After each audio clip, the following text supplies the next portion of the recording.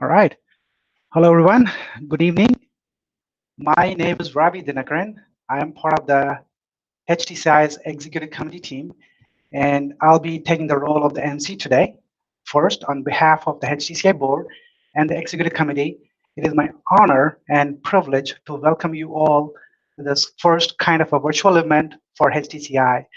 Um, just want to give a few words about this event, and then we'll get started. This is HTCI's humble attempt to keep the community engaged during these difficult times. Keeping that mindset, what we have come up with the program is that it would include spirituality, entertainment, and obviously the COVID education. So I'm going to give a quick rundown of the schedule first, and then we'll get into the program. First, we're going to start with a prayer facilitated by our own priest, Kirti Vasanji. And then we are going to get into the entertainment segment. And finally, the much awaited education section on COVID-19. As I said before, this is our first conducting a set virtual event. We have done individual rehearsals. We have done all participants dry run. We are well prepared. However, though, technology could be erratic at times. So if we run into any technical issues, please excuse us and refresh your browsers. And with that being said, I'm going to request Kirti Vasanji to start the program. Om Shri Gurubhyo Namaha Harihi Om Gurur Brahma Gurur Vishnur Gurur Devo Maheshwara Guru Sakshat Parabrahma Tasmai Shri Gurave Namaha Sadguru Charana Ravindabhyan Namaha. Namaskaram all devotees. So I'm going to chant prayer, which is a mantra we got, that is the shloka mantra. We got it from Yoga Parvata. There is a Purana called Yoga Parvata. And that Purana, there is a special mantra. All back India, all lot of Vedic scholars, they research, especially for the coronavirus, for remedies. So lot of Vedic scholars, they accepted this mantra is a very, very remedy for this coronavirus. So the mantra directly gave Brahma. The Brahma gave this mantra, especially for all kind of krimis, like a virus problem, the fever kind of issues, all the issues. Whoever is listening this mantra can redeem all the vyadhis. And along with that, I'm going to chant Mrityunjaya Shloka, Mrityunjaya mantra, which is Taitriya Krishna Yajurvedam. There is a Taitriya Krishna Yajurvedam. I'm going to chant that Mrityunjaya mantra. As everybody know, Mrityunjaya is a Lord Shiva mantra. That is I'm going to chant that mantra. Om Ganana Tva Ganapatigum Havamahe Kavim Kavinamupamashravastamam Jyeshtarajam Brahmanam Brahmanaspatha Anashrinvannotibhis Sidasadanam Shri Mahaganadhipataye Namaha. Om Harigum Harantamanugyanti Devaha Vishvasyeshanam Vrishabham Matinam Brahmasarupamanumetamagat Ayanam ma vivadhir vikramasva Machito mrityo mavadhi Ma me balam vivruho ma pramoshi Prajam ma meri risha ajurugram Nirachakshasantva havisha vidhema Sadyascha kamanaya Pravepanaya mrityave Prashma asha ashranvan Kamena janayan punah Kamena me kama agaat Hridaya dhritayam mrityoh Yadamisha matah priyam Tadaitu pamamabhi Param mrityo anuparehi pantha Yaste swagitaro devajanaat चक्षुष्पते शृण्वते ते ब्रवीमि मानः प्रजागम्भीर्षण्मोत वीरान् प्रपूर्व्यं मनसा वन्दमानः नादमानो वृषभं शर्षणीनां यः प्रजानामेकरान् मानुषीणां मृत्युञ्यजे प्रथमजामृतस्यां सर्वेषु वा येषु लोकेषु मृत्यवोऽन्वागत्ताः तेभ्यो यदाहुतिर्न जुहुयात् लोके लोकयेनं मृत्युर्विन्देत् मृत्यवे स्वाहेत्यभिपूर्वमाहुतिर्जुहोति लोकान् लोकादेव मृत्युमवयजते नैनं लोके लोके मृत्युर्विन्दति यदमुष्मै स्वाहामुष्मै स्वाहेति जुह्वत्सञ्चक्षीत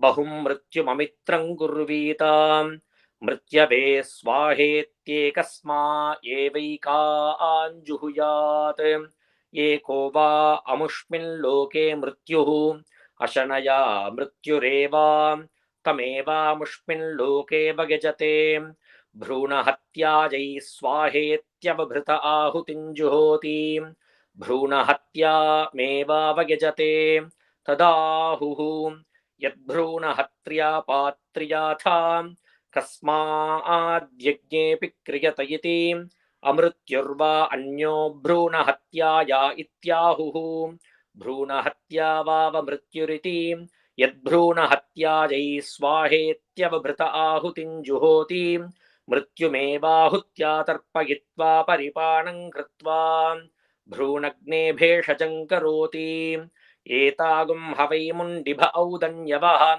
भ्रूणहत्यायै प्रायश्चित्तिं विदाञ्चकार यो हास्यापि प्रजायां ब्राह्मणगुं हन्ति सर्वस्मै तस्मै भेषजं करोति जुम्बकाय स्वाहेत्यवभृतमुत्तमामाहुतिं जुहोति वरुणो वै जुम्बकः अन्तत एव वरुणमवयजते खलतेर्विक्लिधस्य शुक्लस्य पिङ्गाक्षस्य मूर्धं जुहोति एतद्वै वरुणस्य रूपं रूपेणैव वरुणमवयजते ॐ ह्रीं ह्रां ह्रीं रं विष्णुशक्तये नमः ॐ नमो भगवति विष्णुशक्तिमेनाम् ॐ हर हर नय नय पच पच मथ मथ उत्सादय दूरे कुरु स्वाहा हिमवन्तं गच्छ जीव सह सह सह चन्द्रमण्डलगतोऽसि स्वाहा ॐ ह्रीं ह्रां ह्रीं रं विष्णुशक्तये नमः ॐ नमो भगवति विष्णुशक्तिमेनाम् ॐ हर हर नय नय पच पच मथ मथ उत्सादय दूरे कुरु स्वाहा हिमवन्तं गच्छ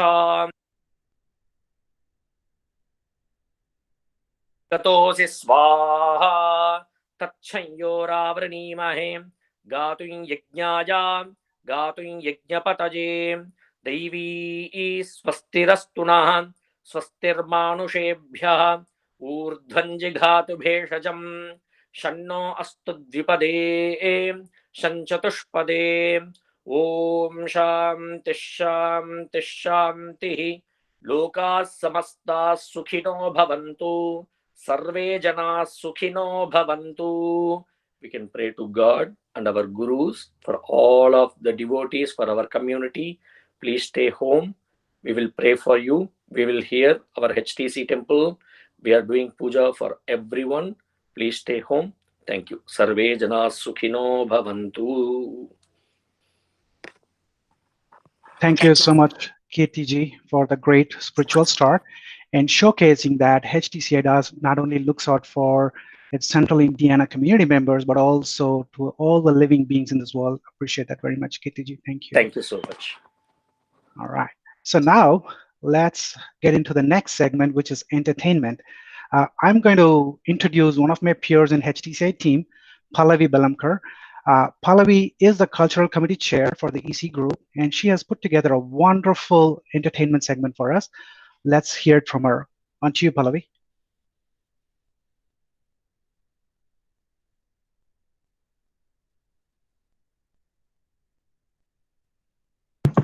Thank you, Ravi, for the introduction. Namaste, and everybody, welcome to this virtual session of a musical concert. We are really looking forward to having you join us and enjoying this session.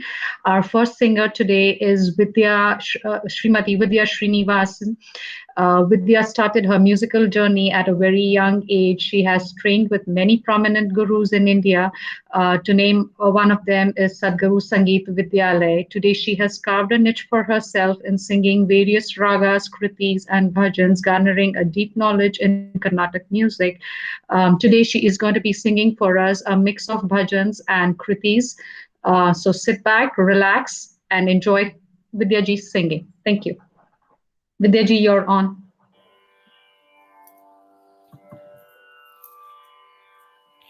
Hare Rama, Rama Rama, Hare Hare. Hare Krishna, Krishna Krishna, Hare Hare.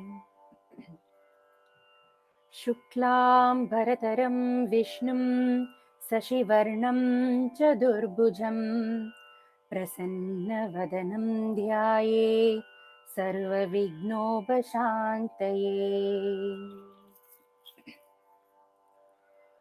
ॐ नमः प्रणवार्ताय शुद्धज्ञानैकमूर्तये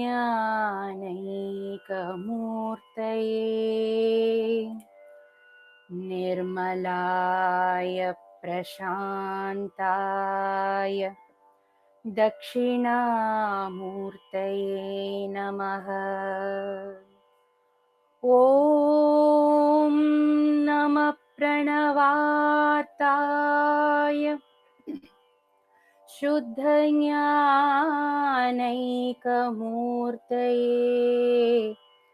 निर्मलाय प्रशान्ताय दक्षिणामूर्तये नमः। First, I'm going to sing Mooladhara Murti in the Ragam Hamsadvani, composed by Papanasam Shivan.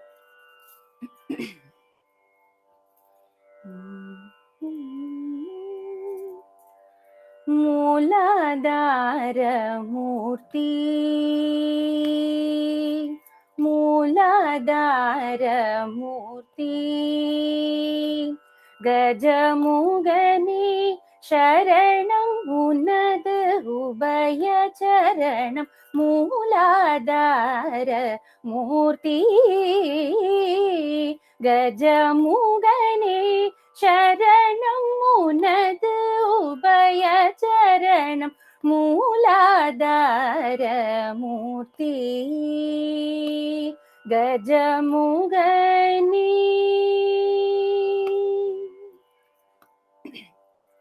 Velayudat Guhatanak Mundondriya, Velayudat Guhatanak Mundondriya, Vimala Umayal Tarumagane Amala,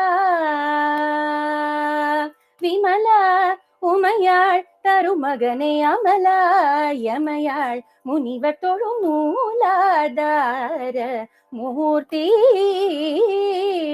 Gajamugane Sharanam Munad Ubaya Charanam Mooladhara Murti,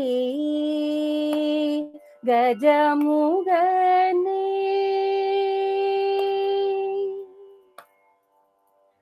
அன்புடன் தும்பை அருகம் புல்லை எடுத்தரு சென்னை செய்தாலே போதும். அன்புடன் தும்பை அருகம் புல்லை எடுத்தரு சென்னை செய்தாலே போதும். அன்பர் துன்பம் துடைத்து துன்பம் துடைத்து துன்பம் துடைத்து பேரின்பம் தரும் வரதா, துன்பம் துடைத்து பேரின்பம் தரும் வரதா, துணை பூரி பிரணவாகாரா, गणपतिये तुणै पुरी प्रणवाकार गणपतिये तुणै पुरी प्रणवाकार गणपतिये मूलाधार मूर्ति गजमुगने शरणं मुनद उभय चरणं मूलाधार मूर्ति गजमुगने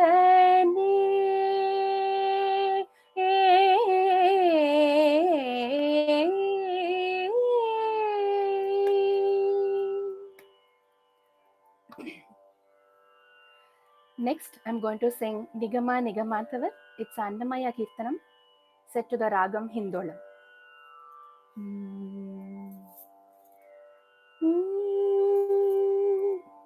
Nigama Nigamantavernita Manohara Rupa Nigama Nigamantavernita Manohara Rupa Nagarajadaruda Shri Narayana Nigama Nigamantavernita Manohara Rupa Nagarajadaruda Shri Narayana Narayana Shriman Narayana Narayana Shriman Narayana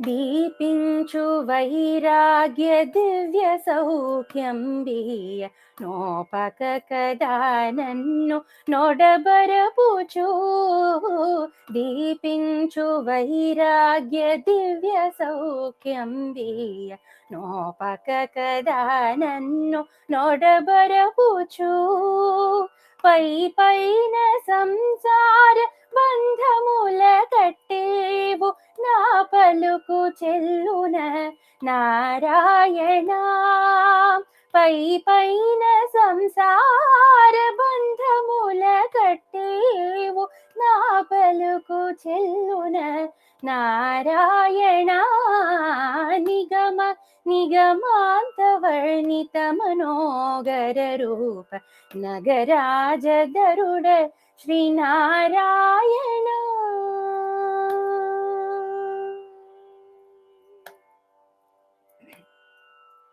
చీకాకు పడిన నా చిత్త శాంతము సేయ ఏకకా నీవు బగుళీల నన్ను చీకాకు పడిన నా చిత్త శాంతము సేయ ఏకకా నీవు బగుళీల నన్ను కాకు చేసెదవు బగు కర్మముల పడువారు నా కొలది వారల నారాయణ కాకు చేసెదవు బగు కర్మముల పడువారు నా కొలది వారల నారాయణ నిగమ నిగమాంతవర్ణిత మనోగర రూప నగరాజతరుడ శ్రీనారాయణ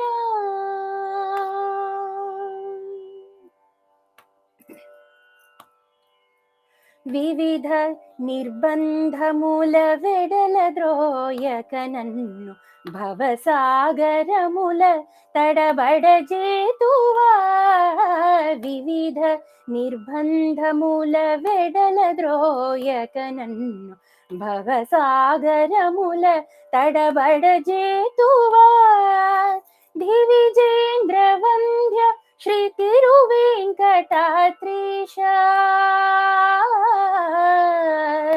హరే హరే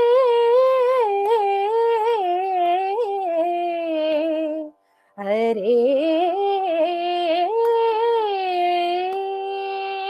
దివిజేంద్ర వంద్య శ్రీ తిరువేంకటాద్రీశ నవనీత చోర Sri Narayana దివిజేంద్ర వంద్య Shri తిరువేంకటాద్రీశ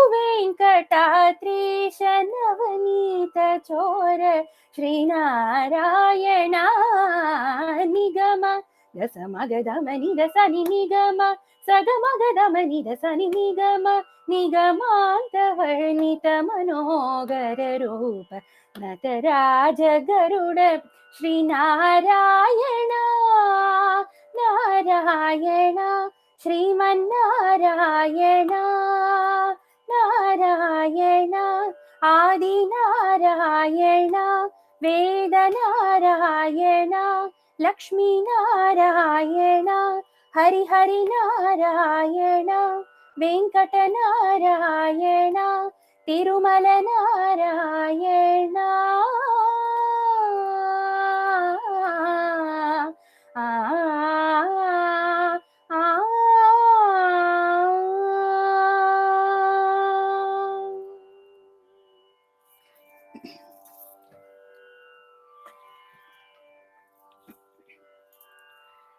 Next, I'm going to sing Kirtanam in the Kalyani Ragam Birana Varalachi, composed by Shyama Sastrika.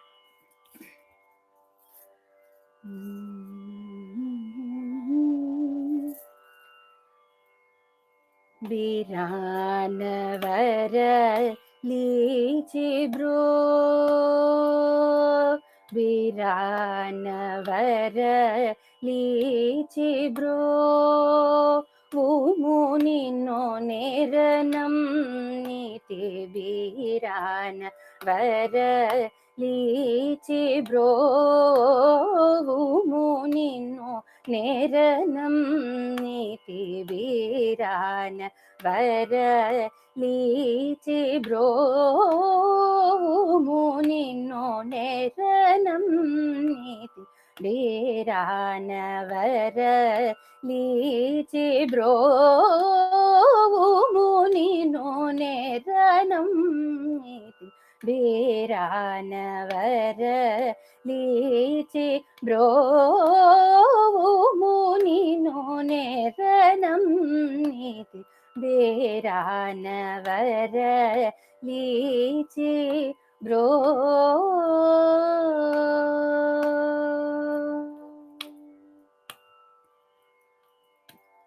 Purari manoharini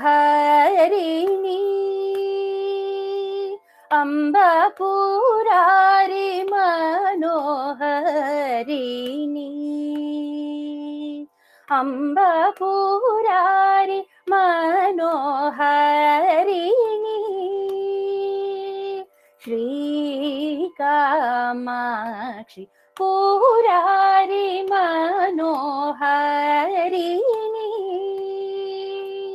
Shri Kamakshi Birana vara lichi bro.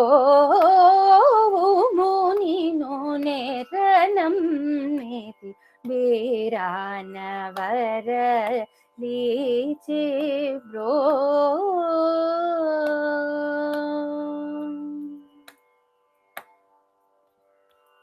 Shyama Krishna Sodari Gauri Shyama Krishna Sodari Gauri Parameshwara Girija Shyama Krishna Sodari Gauri Parameshwara Girija Shyama Krishna Sodari Gauri Parameshwara Girija Anadarana Kshanambu Chalipite Vinanu Anadarana Kshanambu Chalipite Vinanu Birana Vara lichi bro.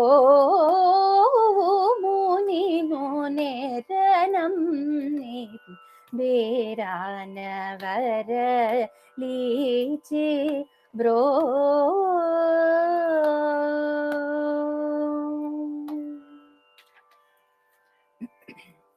Vidyaji, can you increase the volume on your Shruti box, please?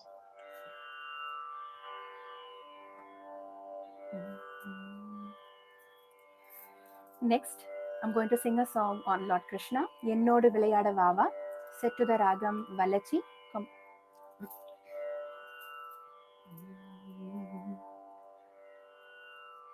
என்னோடு விளையாட வா வா, என்னோடு விளையாட வா வா, கண்ணா என்னோடு விளையாட வா வா, கண்ணா இப்போதும் எப்போதும் இசையோடும் அன்போடும் என்னோடு விளையாட வா வா, கண்ணா இப்போதும் எப்போதும் இசையோடும் அன்போடும் என்னோடு விளையாட வா வா, கண்ணா.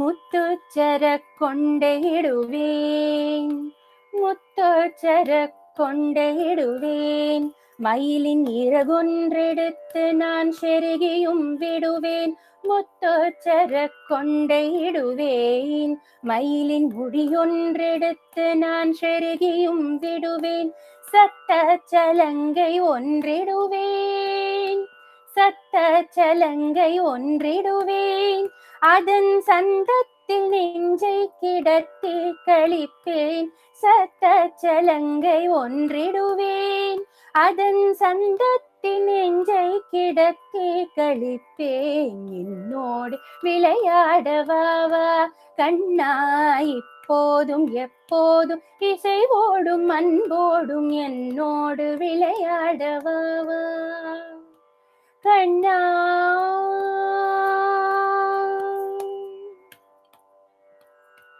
பொன்மணிச்சரம் ஒன்று பூட்டி, வண்ண பூம்பட்டை அழகாக இடையினில் உடுத்தி, பொன்மணிச்சரம் ஒன்று பூட்டி, வண்ண பூம்பட்டை அழகாக இடையினில் உடுத்தி, சின்ன கரம் தடவி ஊத, ஆ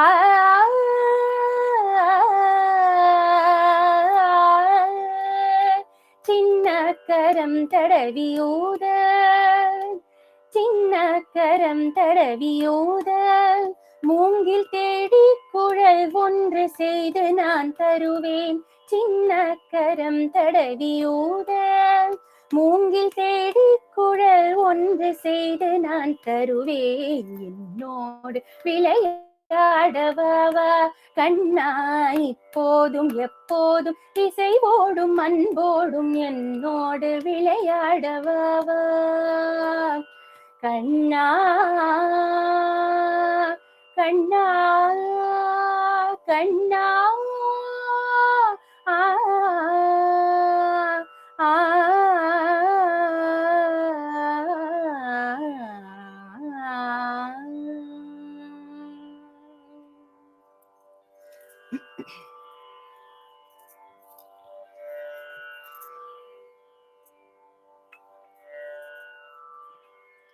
Next, I'm going to sing Madhava Panchakam. It's in Ragamalika, composed by Utukadu Venkatakavi.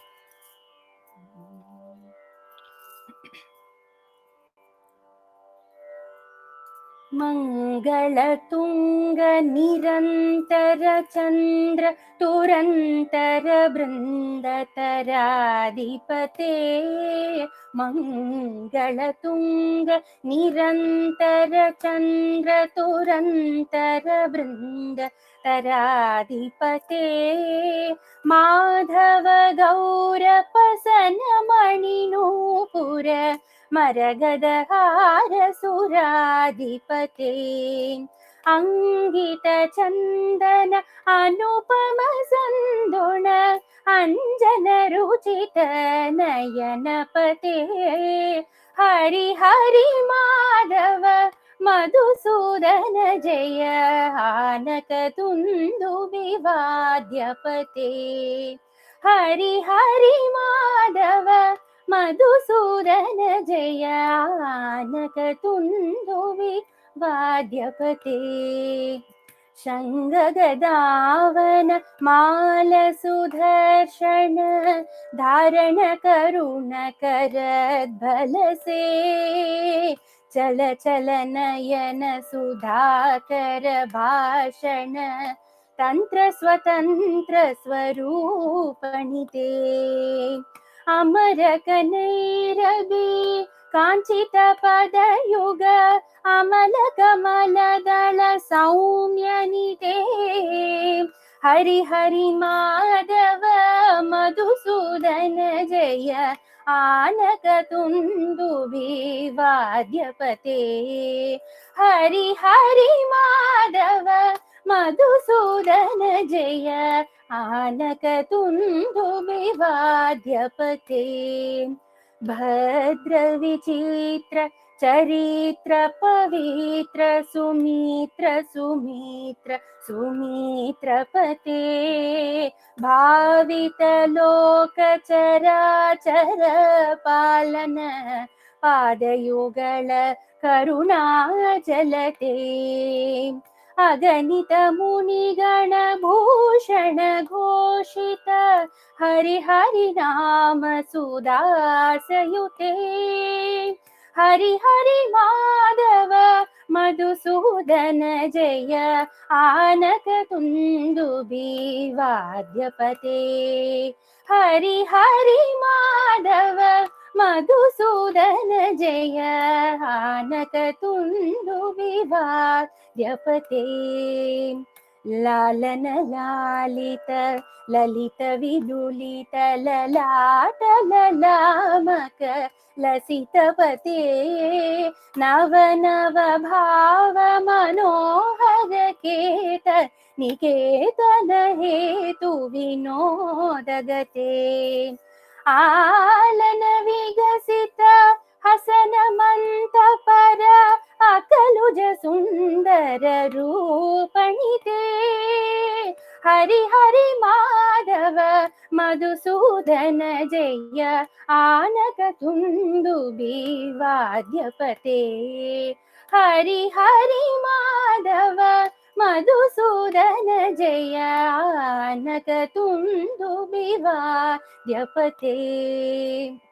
रम्य सुगंध मधुकर मधुद वदरागम पार मपालवमा नाद गीत वर संचरयुत वन नानाविध कल हारपते अमित रमित गण कोलाहल चिको अर्पित पिंचल चिगुरपते हरि हरि माधव मधुसूदन जय आनक तुन्दुभिवाद्यपते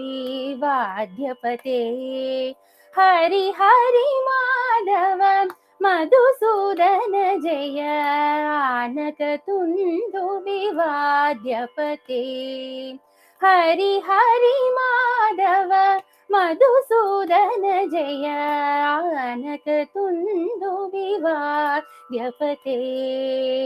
आनक तुन्दुभिवाद्यपते आनक तुन्दुभिवाद्यपते.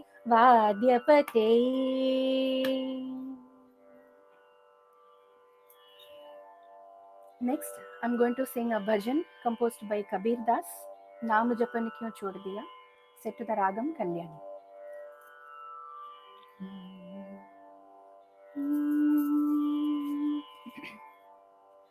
नाम जपन क्यों छोड़ दिया, नाम जपन क्यों छोड़ दिया,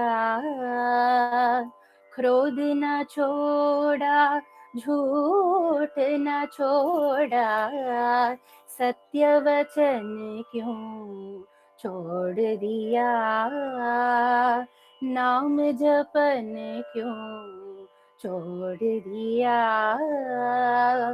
क्रोध न छोड़ा झूठ न छोड़ा, सत्य वचन क्यों छोड़ दिया, नाम जपन क्यों छोड़ दिया। झूठे जग में दिल ललचा कर असल वतन क्यों छोड़ दिया। झूठे जग में दिल ललचा कर असल वतन क्यों छोड़ दिया। कौड़ी को तो खूब संभाला, कौड़ी को तो खूब संभाला, नाम रतन क्यों छोड़ दिया। नाम जपन क्यों छोड़ दिया। क्रोध न छोड़ा, झूठ न छोड़ा, सत्य वचन क्यों छोड़ दिया। नाम जपन क्यों छोड़ दिया। जिस सुमिरन से अति सुख पावे, सो सुमिरन क्यों छोड़ दिया। जिस सुमिरन से अति सुख पावे, सो सुमिरन क्यों छोड़ दिया।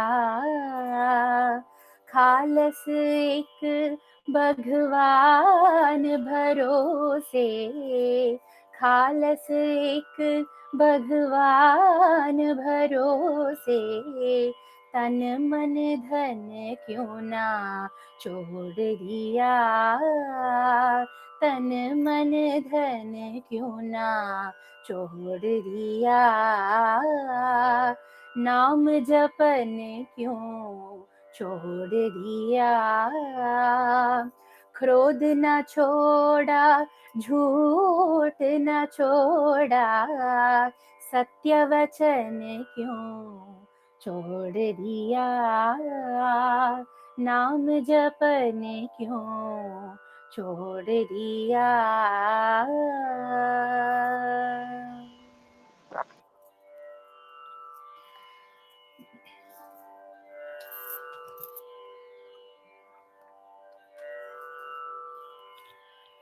Praying for everyone, praying for good health and peace across the world. God bless. I'm going to sing the song Maitrim Bhajata, penned by Kanchi Mahaperiyava, set to Ragamalika.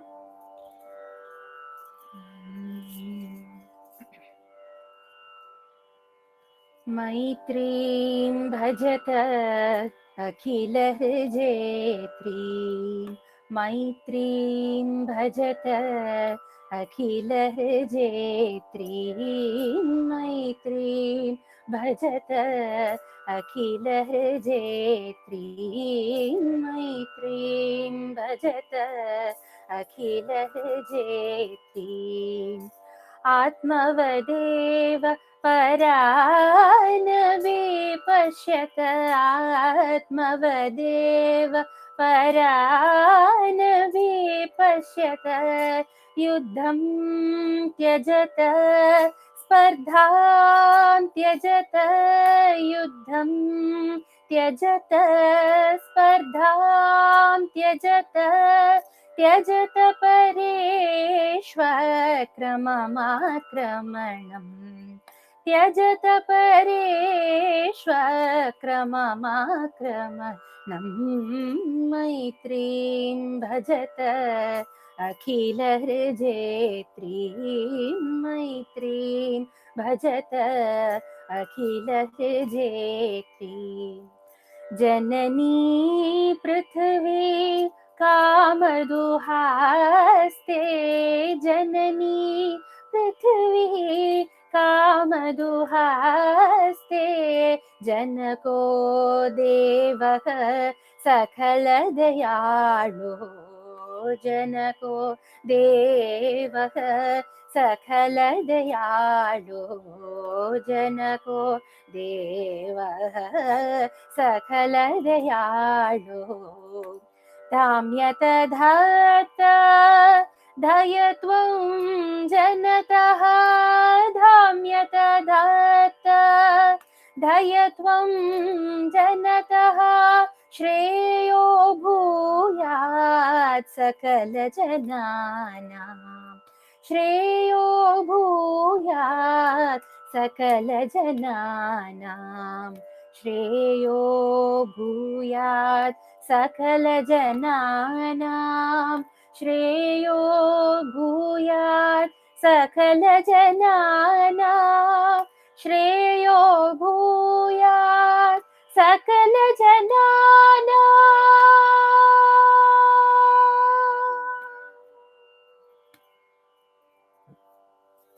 Thank you.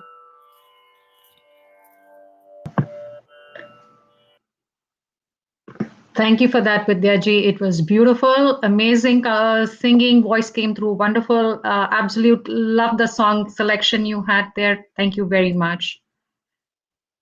Thank you. All right. So before we listen to the next singer song, I'm going to call upon Dr. Anita Gupta, chairwoman for the HTCI board. Anita ji, along with her peers on the board and the EC team, has been putting up enormous time and energy in making sure the HTCI sustains during this difficult time. So let's hear from Anita ji on the temple operation updates. Over to you, Anita ji. Thank you, Ravi ji. Namaste, everyone. We seem to have entered into a different norm today, but with the situation that we, along with the rest of the world, are in, we feel that this is the best way to keep everyone safe, but also enjoy the serenity and the divinity of our culture and religion. In keeping with the regulations, your beloved temple closed its doors to the general public starting early March. But I am pleased to say that our temple has been functioning on a virtual level.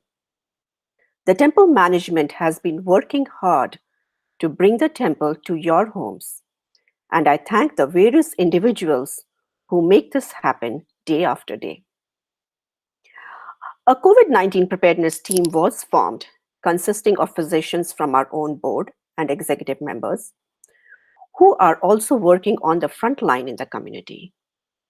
This team has been guiding the management regarding the temple operations. Under its guidance, the employees have been grouped into two teams so that one group works 1 week and the other group the following week. This allows for safe operations while minimizing interactions. The priests come to the temple every day to do Nitya Puja. We hope that you have been able to watch these Nitya and other special pujas on the live stream as you are watching today's program also from the safety of your homes. Other things that our temple has been doing include the board and executive members are funding the meal preparation and delivery to several units of various hospitals in the town for our frontline workers. Several of the community ladies are making masks and delivering them to the hospitals.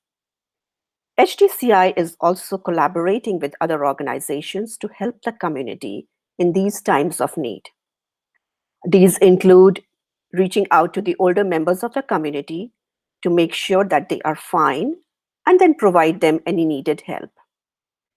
We have also increased our efforts to reach out to the students of Indian origin in the state of Indiana who are either living in dorms or off campus and provide them assistance. We will be restarting the medical clinic virtually that we generally have on our premises in the next week to help our community members.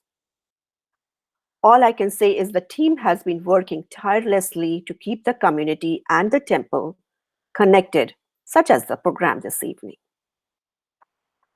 To continue to do so and more and sustain the temple, we need your help.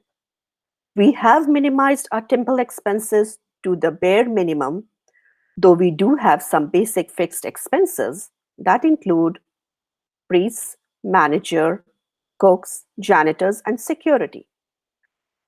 To keep all of this running, we request you all that you will continue your support financially to the best of your effort. We look forward to connecting with you next time. Thank you. Namaste.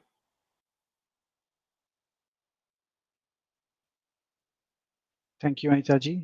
Thank you so much. And Pallavi, do you want to take the horn and get started on the next singer, please? Yes, Ravi. Our next artist is Srimati Anushri Jijit.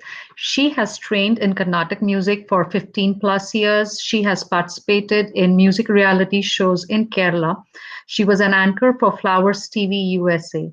Today, she will be singing a mix of bhajans and kritis for us. Anushri, please take it on.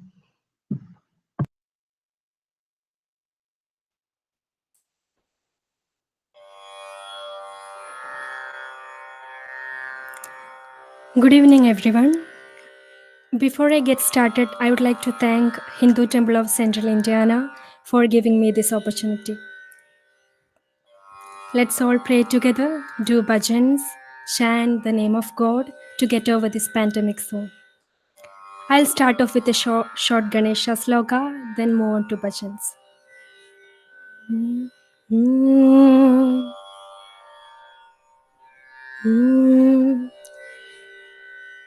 Gajananam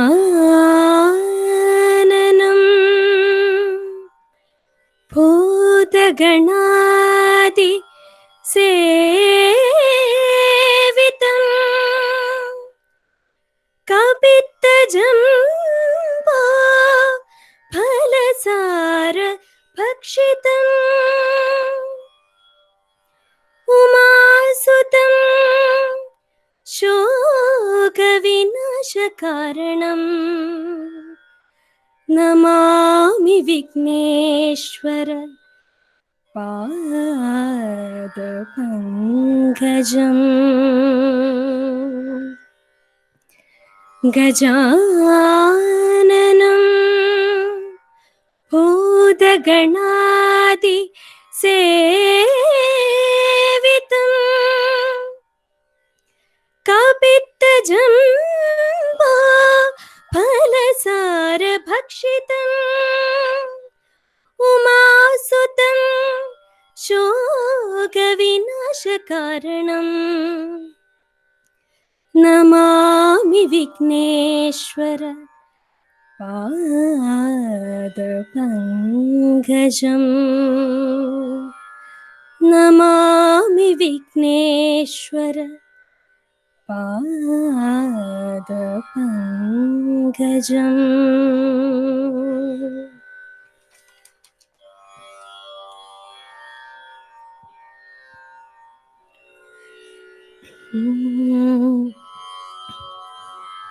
Om Namah Shivaya. Bho Shambho Shiva Shambho Swayambho. Bho Shambho Shiva Shambho Swayambho. Bho Shambho Shiva Shambho Swayambho.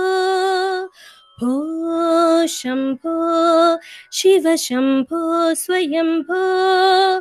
Bho Shambho Shiva Shambho Swayambho. Bho Shambho Shiva Shambho Swayambho. Gangadhara Shankara Karunakara Mama Vibhava Sagara Taraka. Gangadhara Shankara Karunakara Mama Vibhava Sagara Taraka. Bho Shambho Shiva Shambho Swayambho. Bho Shambho Shiva Shambho Swayambho. Nirguna Parabrahma Swarupa Gama Gama Bhuta Prapanjarahita. Nirguna Parabrahma Swarupa गम गम भूत प्रपंच रहित निज गुण निकित निदान्त अनंत निज गुण निकित निदान्त अनंत आनंद अतिशय अक्षय लिंग आनंद अतिशय अक्षय लिंग भो शंभो शिव शंभो स्वयंभो भो शंभो शिव शंभो स्वयंभो धिमि धिमि धिमि धिमि गिड गिड तोम तोम तरि गिड गिड तोम धिमि धिमि धिमि धिमि गिड गिड तोम तोम तरि गिड गिड तोम मतंग मुनिवर वंदित ईशा सर्वदिगंबर वेष्टित वेशा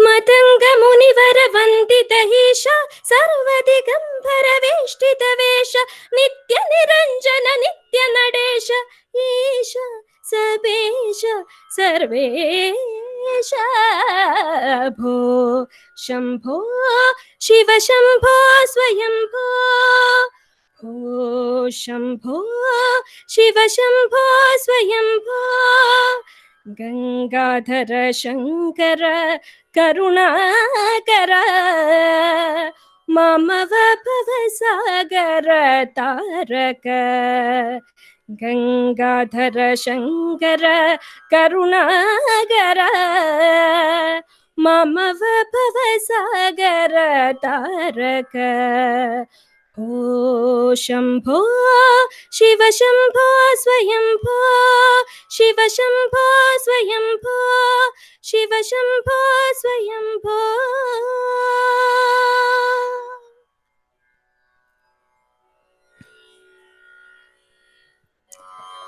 Next is a Carnatic Kriti composed by Tyagaraja in Raga Bindumalini.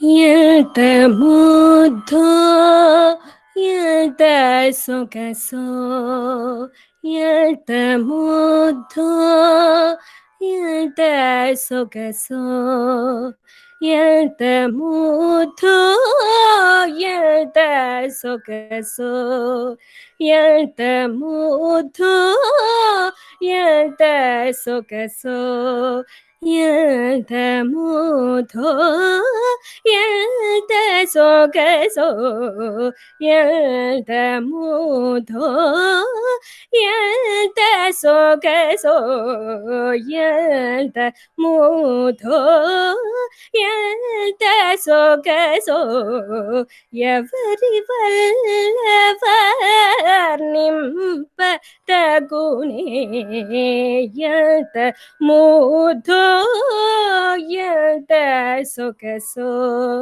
yavari vallavar nimpa tagune yata mudho yata sogaso yata mudho yata sogaso.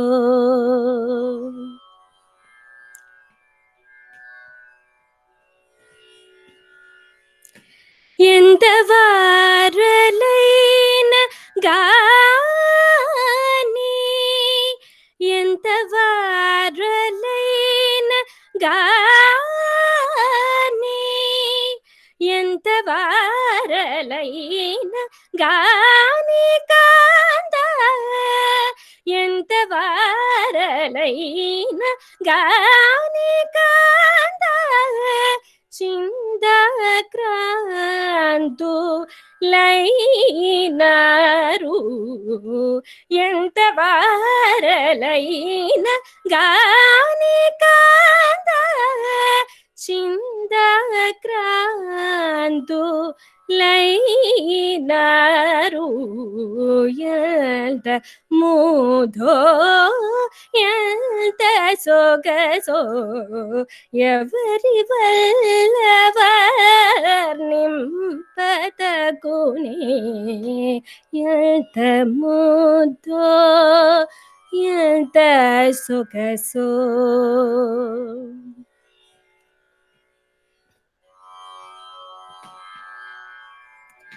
అత్తమీద కనుల సగు దాసులై అత్తమీద కనుల సగు దాసులై సప్త భాగవత వేషులై రే అత్తమీద కనుల సగు దాసులై సప్త భాగవత వేషులై రే దత్తు బాల రుచి తెలియు సామ్యమే దత్తు బాల రుచి తెలియు సామ్యమే దత్తు బాల రుచి తెలియు సామ్యమే దత్తు బాల రుచి తెలియు సామ్యమే ధూరిణుడౌ త్యాగ రాజనుదుడు ధూరిణుడౌ త్యాగ రాజనుదుడు ఎంత మూధో ఎంత సొగసో ఎవరి వల్లవర్ నింపతగునే ఎంత ముద్దో ఎంత సొగసో ఎంత ముద్దో ఎంత సొగసో ఎంత ముద్దో ఎంత సొగసో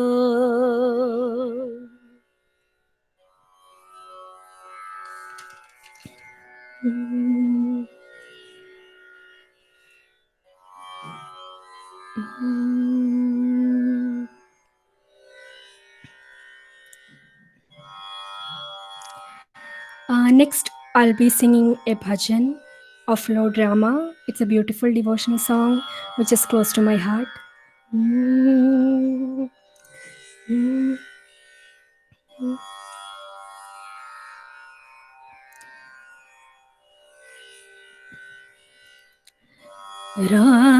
Rama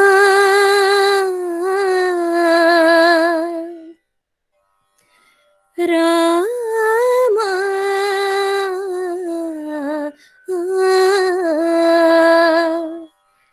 Rama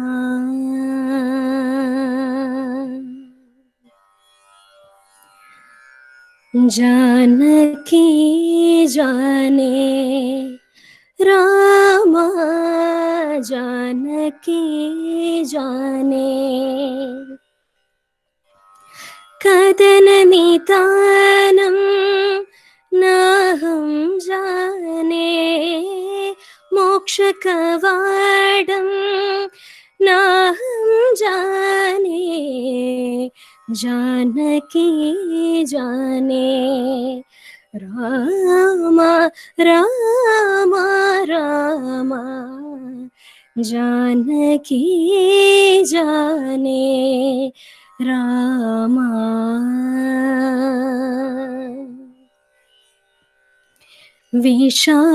विषादकाले सदा त्वमेव भयान्तकारे प्रभात्वमेव विषादकाले सदा त्वमेव भयान्तकारे प्रभात्वमेव भवाभिनौक त्वमेव देव भवाभिनौक त्वमेव देव भजे भवन्दं रमाभिरामा भजे भवन्दं रमाभिरामा जानकी जाने राम राम राम राम जानकी जाने राम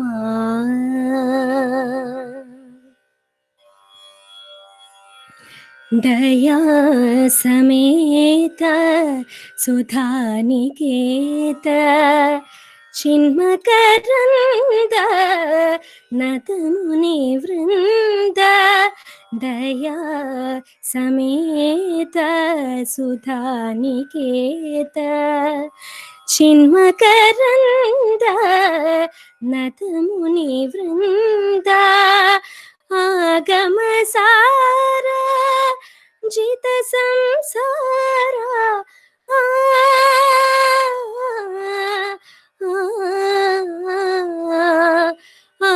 आगमसार जित संसारा भजे भवन्तं मनोभिरामा भजे भवन्तं मनोभिरामा जानकी जाने राम राम राम जानकी जाने Ram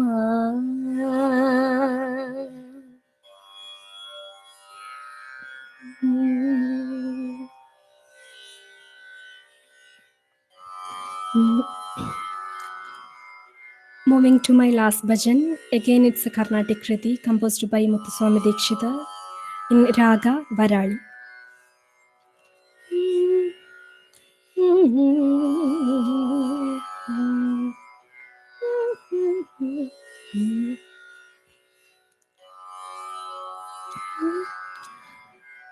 Mava Meenakshi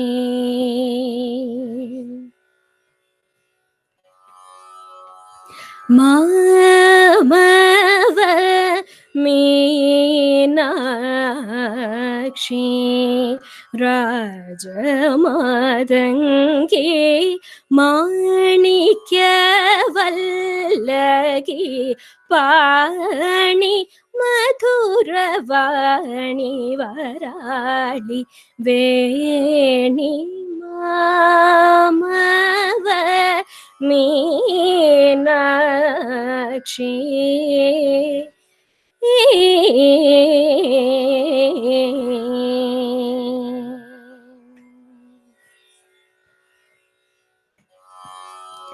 Soma Sundareshwara Sukha Spurti Rupini Soma Sundareshwara Sukha Spurti Rupini Shyame Shankari Dik Vijaya Pratapini Shyame Shankari Dik Vijaya Pratapini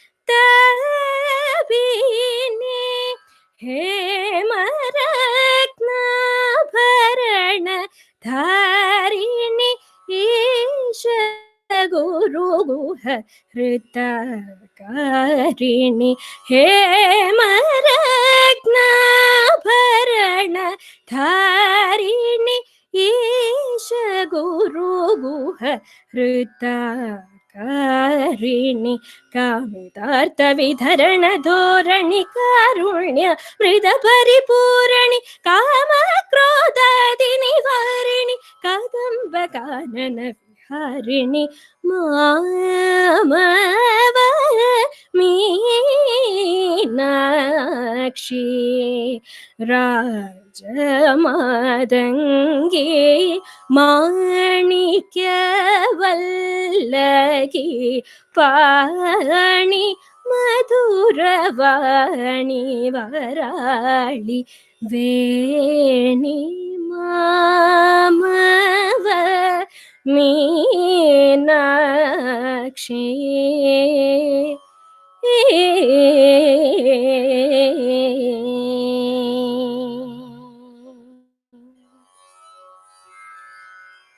Thank you everyone for joining. I really appreciate your time. Thank you so much. Thank you. Thank you for the beautiful performance, Anushri. It was amazing. I am sure all our virtual viewers at home enjoyed it just as much as I did. I literally have the goosebumps. So thank you very much. It was a beautiful, beautiful song selection you had over there, and your voice is amazing. Can't say enough about that. So thank you. And I will hand it over to Ravi after this, wishing all our listeners good health and better days ahead. Thank you, guys. Thank you so much, Pallavi. You have put together a great entertainment segment. Appreciate that. And now on to the much awaited segment, which is the doctor's panel on COVID-19. First, I want to thank you all, the public, the devotees, for the output of the questions we had on the for the HTCI doctors, and also to answer these questions. Like, we put together an accomplished set of doctors panel, and to ask these questions in the right format and facilitate the flow of the questions, we have requested Dr. Rita Bhargava to take the role of the moderator. A few words about Dr. Rita Bhargava. Dr. Rita Bhargava has been practicing family medicine since 1994. That's more than a quarter century of experience right there, and then she'd be possibly the best person to facilitate this session here. Rita is part of the Indiana University Health Medicine physicians.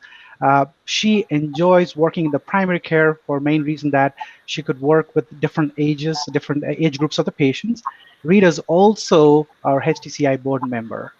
And now, without further ado, I'm going to give it to Rita. Rita, it's for you. Thank you, Ravi. Thank you for the kind remarks. Not sure if I deserve them or not, but I will try to make the most of it. Well, first off, I want to congratulate the Cultural Committee for putting up such a beautiful musical program that was just really, really grand on a different level. We all enjoyed it. Thank you very much. And I would like to welcome everybody to this discussion panel on COVID. We have a panel of esteemed physicians. They are all licensed and practicing physicians, and I will introduce you to them one by one. This panel discussion is mostly to discuss COVID-19, and I'm sure I don't need to introduce COVID-19 because everybody knows what COVID-19 is. It's a very popular name, as popular as President Trump, I guess. Let me start with introducing the physician panel to you guys. We have 6 brilliant physicians here to answer any and every question that you would have. We will be answering the questions that were presented to us by emails prior to the start of the session. And that was just so we keep the program running on time. And if we have time after this session is done, then we will take more questions from the live audience.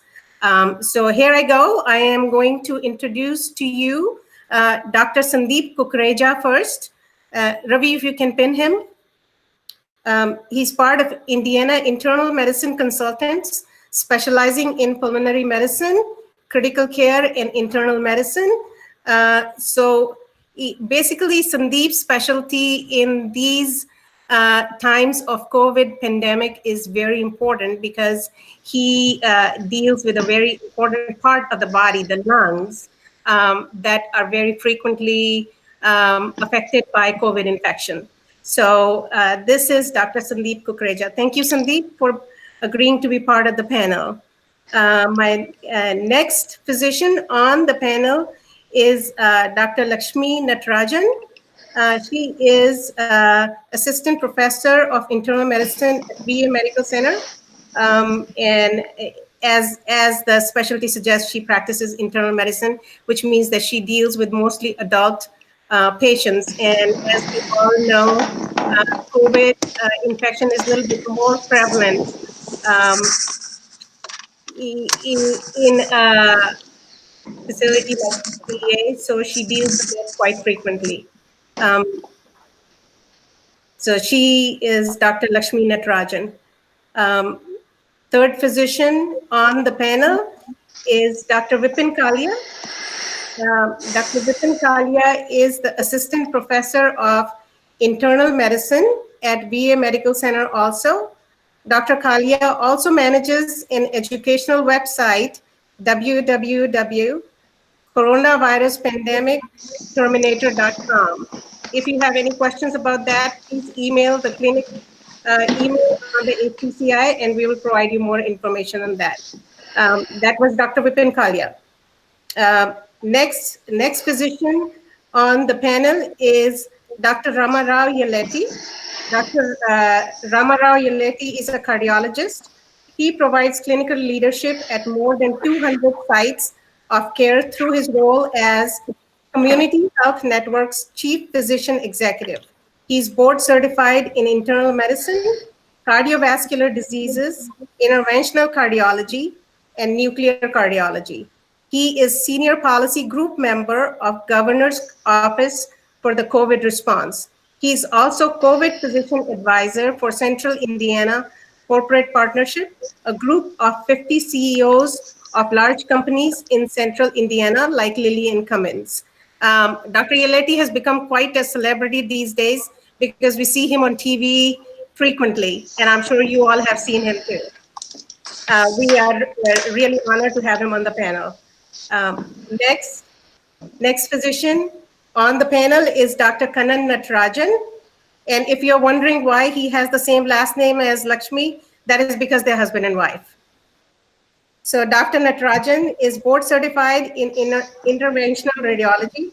He has special medical interest treating uterine fibroids, venous thrombosis, and pulmonary embolus using non-invasive interventional radiology techniques. So this is Dr. Kannan Natarajan. Thank you, Kannan. Last physician on the panel is Dr. Vipin Jain. Dr. Vipin Jain is a licensed family physician who has practiced family medicine in Indiana for over 10 years.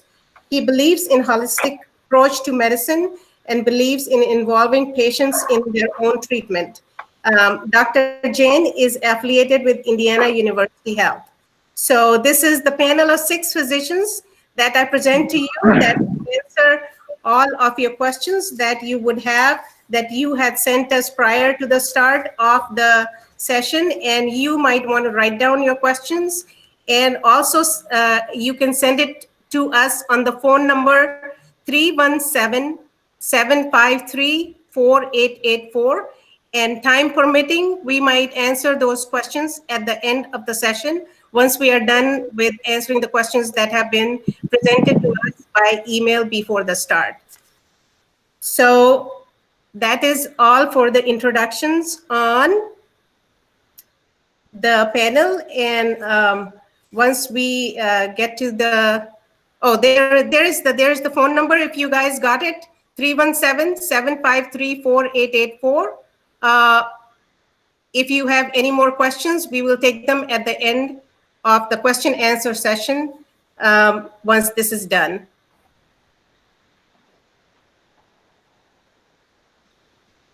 All right, I'll stop sharing now, Ritaji, back to you. Yeah, thank you. Thank you, Ravi.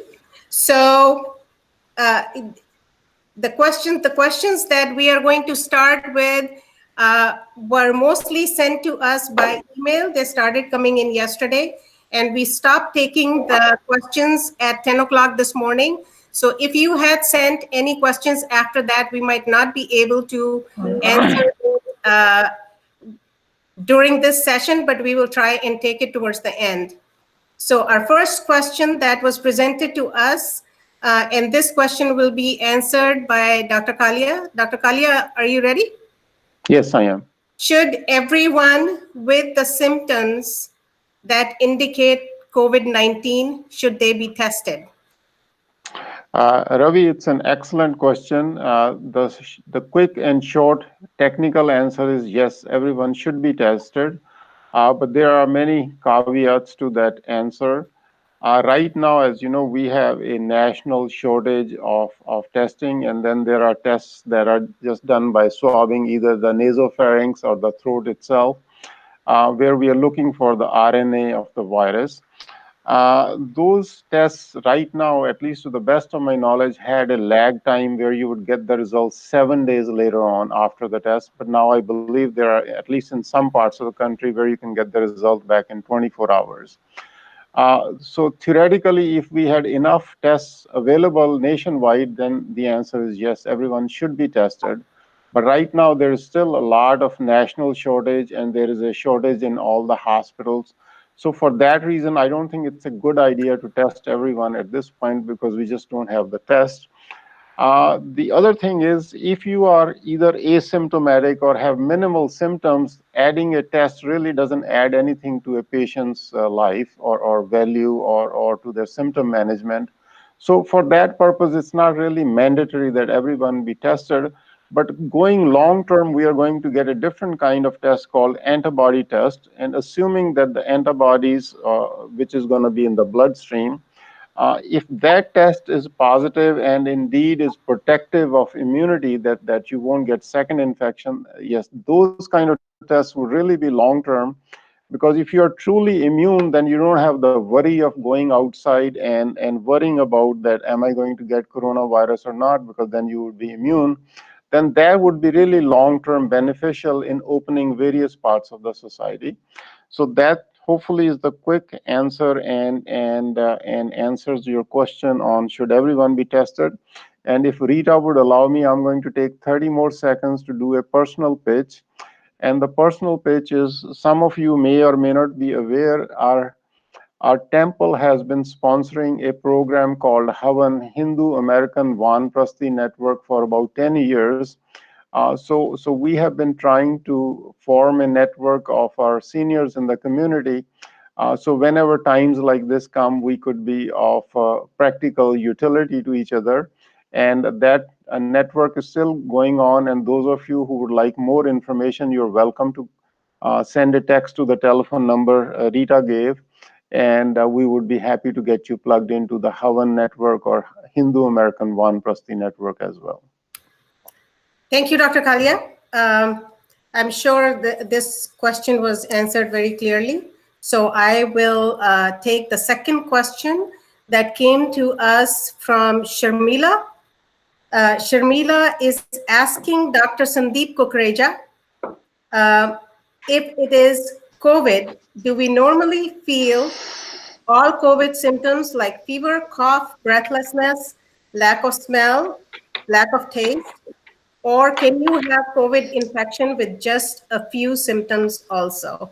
Dr. Kukreja? Thank you, Rita, and thank you, Sharmila. I hope my voice is coming out clear on this telecast. Yes, it is. Wonderful. So COVID, I think that we should start off that about half the people getting this infection may not have any dramatic symptoms at all. You can be asymptomatic for up to 4 or 5 days. About half probably won't get any symptoms at all. And yes, you can get this infection with just a small portion of the symptoms, which means you might just have a cough and a runny nose and you might get over it. You might have a fever for a few days, a body aches and might get over it. Or some people are unfortunate enough, about 20%, to develop severe enough symptoms that they need to visit their doctors or possibly get admitted to the hospital. In those, the symptoms are generally more shortness of breath. They get signs of lack of oxygen, and things can get fairly serious from there on. But yes, you can have a minority of the symptoms. But again, as Dr. Kalra said, there is a lot of overlap between all respiratory illnesses that we see, overlap between all allergies that we see. So every time you cough or every time you sneeze or have a fever, doesn't really mean you have COVID infection. You should have a substantial number of these symptoms and persistently getting worse in order to seek help. So at this point, I think what I would say is that yes, you can have just a small number of symptoms and still have COVID. That stands true today. Absolutely. Very, very true and very clear explanation. Thank you, Dr. Kukreja. So we get on to our next question, which I will put forward to Dr. Ramu Yeleti. And this question comes from Ravi and Nandi. So the question is, are there any new findings on the drugs to treat COVID-19? And are there any updates on the research to develop vaccines to prevent COVID-19? What is the physician's take on this vaccine? When, what, and will it be effective? Dr. Yeleti? Thanks, Rita. You can hear me okay? Yes. So it's actually two questions. I'll try to answer each briefly, given the number of questions we have. So the first is about current treatments. I think it's very important right now to note that there's actually no treatment that's FDA approved for COVID-19. And that's the reason why we're doing all this social distancing and doing everything we can. Having 50,000 people die within a matter of 5 weeks shows that we're still way behind in terms of treatment. There's two general treatment arms that research is focusing on. One is to try to find a drug to actually kill the virus itself. There's only been one drug called remdesivir by Gilead that suggests that it might work, but there's still there's a national studies going on to see if that actually does work or not. It's in very short supply. We only get a handful of doses in the state of Indiana on a weekly basis. So some promise to it, but not quite sure. So that's one group of drugs is killing the virus. The second group of drugs is related to the inflammation. So what happens to a lot of people that get hospitalized is that the virus triggers a massive inflammatory response in the body, and that inflammation response can go too wild, and it's called a cytokine storm. And that cytokine storm is what attacks the lungs and causes people to get on a ventilator. So the second class of drugs is working on what we can do to block that inflammatory response, block that cytokine storm. So there's a lot of drugs out there that are being trialed for that as well. As a matter of fact, Lilly has a drug from rheumatoid arthritis they approved back in 2016 called baricitinib, which we're actually trying out locally in the city to see if that doesn't help as well. For now, though, it's really we're trying to throw everything we can on our patients who are sick with the virus itself or for the inflammatory response. The third group of treatment we have is what's called convalescent plasma. For somebody that already has had COVID-19, you tend to produce what's called antibodies to kill off the virus. So what we're trying to do right now is people recovered fully after about a month, take a small amount of their blood that hopefully has the antibodies for the virus, and then give that plasma to patients who are sick in the hospital. It's still very early on, very preliminary. We don't know if it's going to work or not. A lot of questions about it.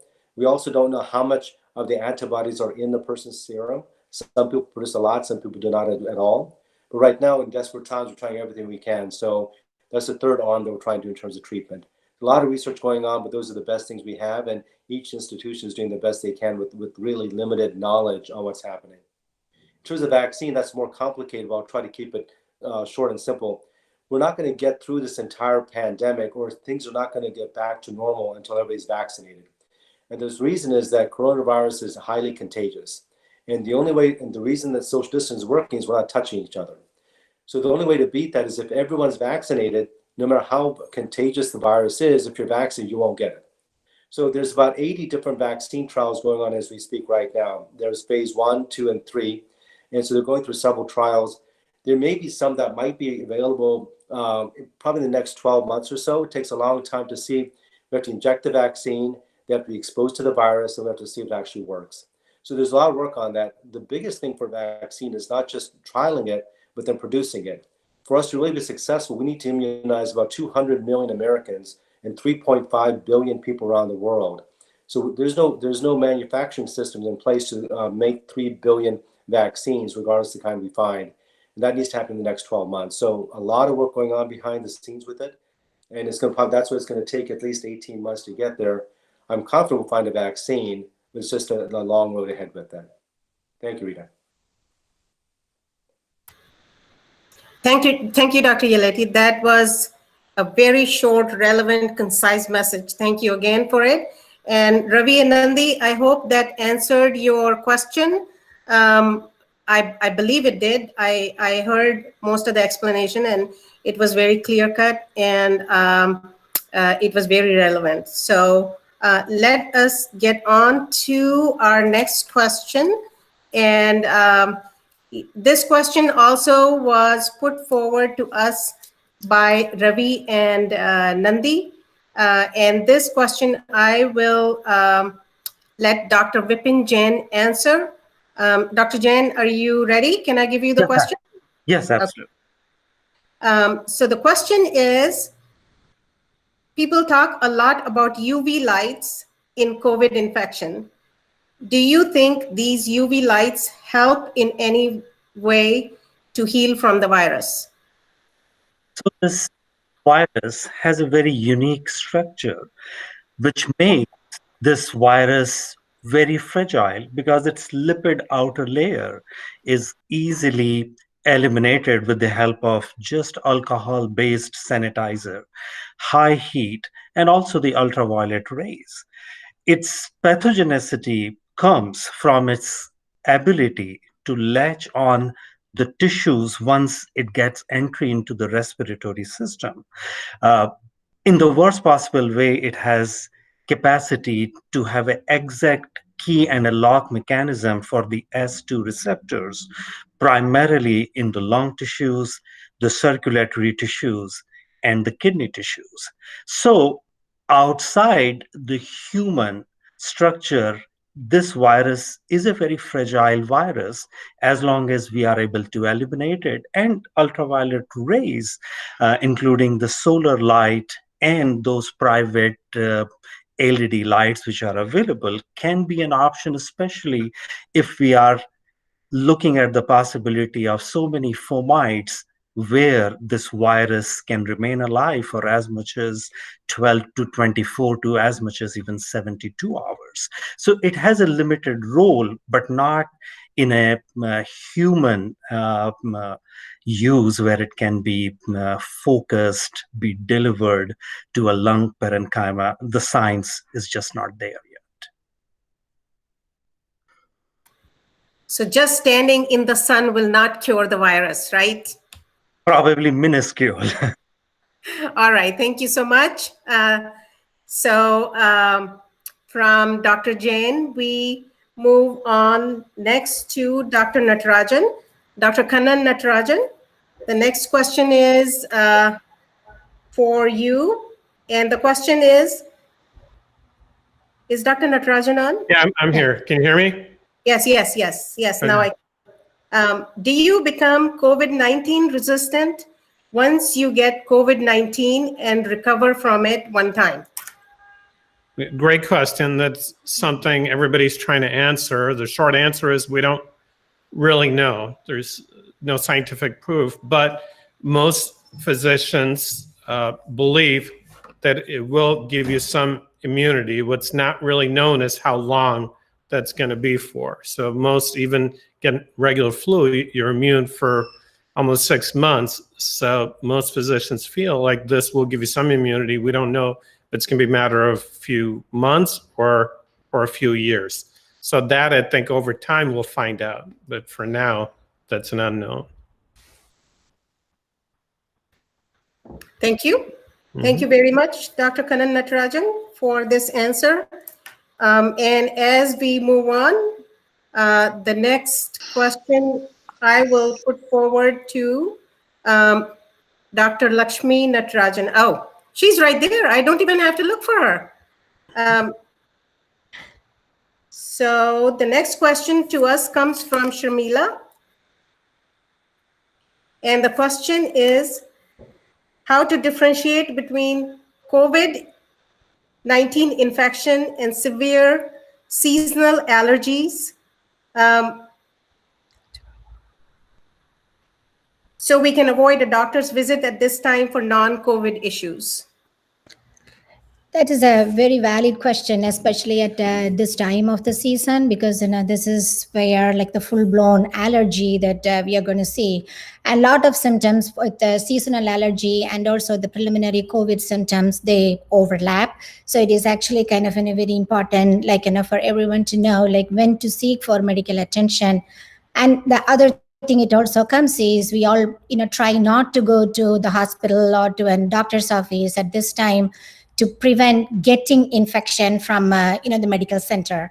So usually the allergy symptoms it includes are the runny nose, sinus congestion, cough, sneezing, and at the same time like watery and itchy eyes are the very common allergy symptoms. But with the COVID, the most common symptoms that we see, they all are like high fever. Usually it is like 100, 100.1, 100.2.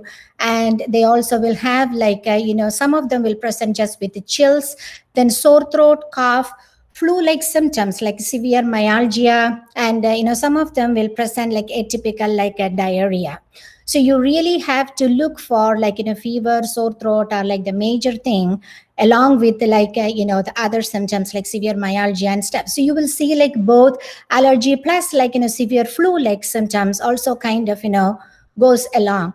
And the thing that you really have to look for is like, if you are a person who always get like seasonal allergies, if you notice that your symptoms is really different from what you have all the time. For example, this time I started out with sore throat, but this time I'm feeling like a little bit of an heaviness in the chest. And if you're feeling like really short of breath, that is kind of it's worth like call the PCP's office and let them know that is from your original or the usual symptoms that you get, that the symptoms are a little bit different.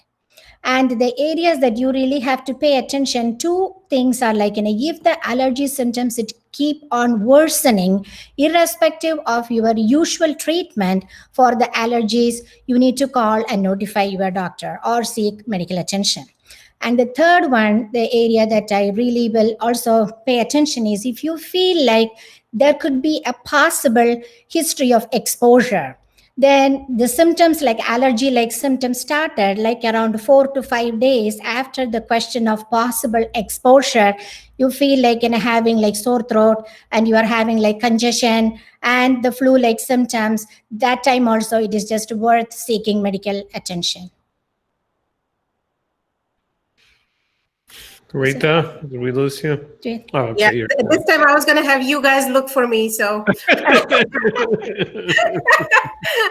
thank you, Dr. Natarajan, both Dr. Natarajans, for your help. And that was actually a very easy, understandable explanation, Lakshmi. Thank you so much. Thank you. So the next question goes again to Dr. Vipin Jain. Vipin, you gave such a right answer to your first question. Couldn't wait to bring you on again. You ready? Yes, I am. Okay, so here it goes. Are fabric masks stitched by people really of any help? Aren't virus particles small enough that unless medical grade, it is of no good use to barrier the virus? So the answer is, the question is very germane, and really a medical grade mask is likely to be more helpful. The best a cloth-like mask, what it can do is, if an asymptomatic person is shedding some respiratory droplets with some viruses in it, probably it can help minimize the spread of those droplets. So probably it is just better than nothing. And that is at the most this cloth type mask can offer. So a person is better off using the respiratory medical type of mask. Yep, great answer. These days we have masks available that you can coordinate with your outfits. Have you guys seen those? Yes, I have seen those. And I was amazed. I'm like, oh my gosh, people are so creative, It's very tempting to wear masks like those, same color as your shirt and same color as your outfit, and that looks amazing. Yeah, so it's good that it works also. Thank you, Dr. Jain. Sure. All righty, so let me check this one off of my list. And going to the next question now, and I will let Dr. Sandeep Kukreja answer this question for you guys. The question had come from Nandi. If the virus has been engineered purposely to cause this pandemic, is there a way to know by looking at its RNA?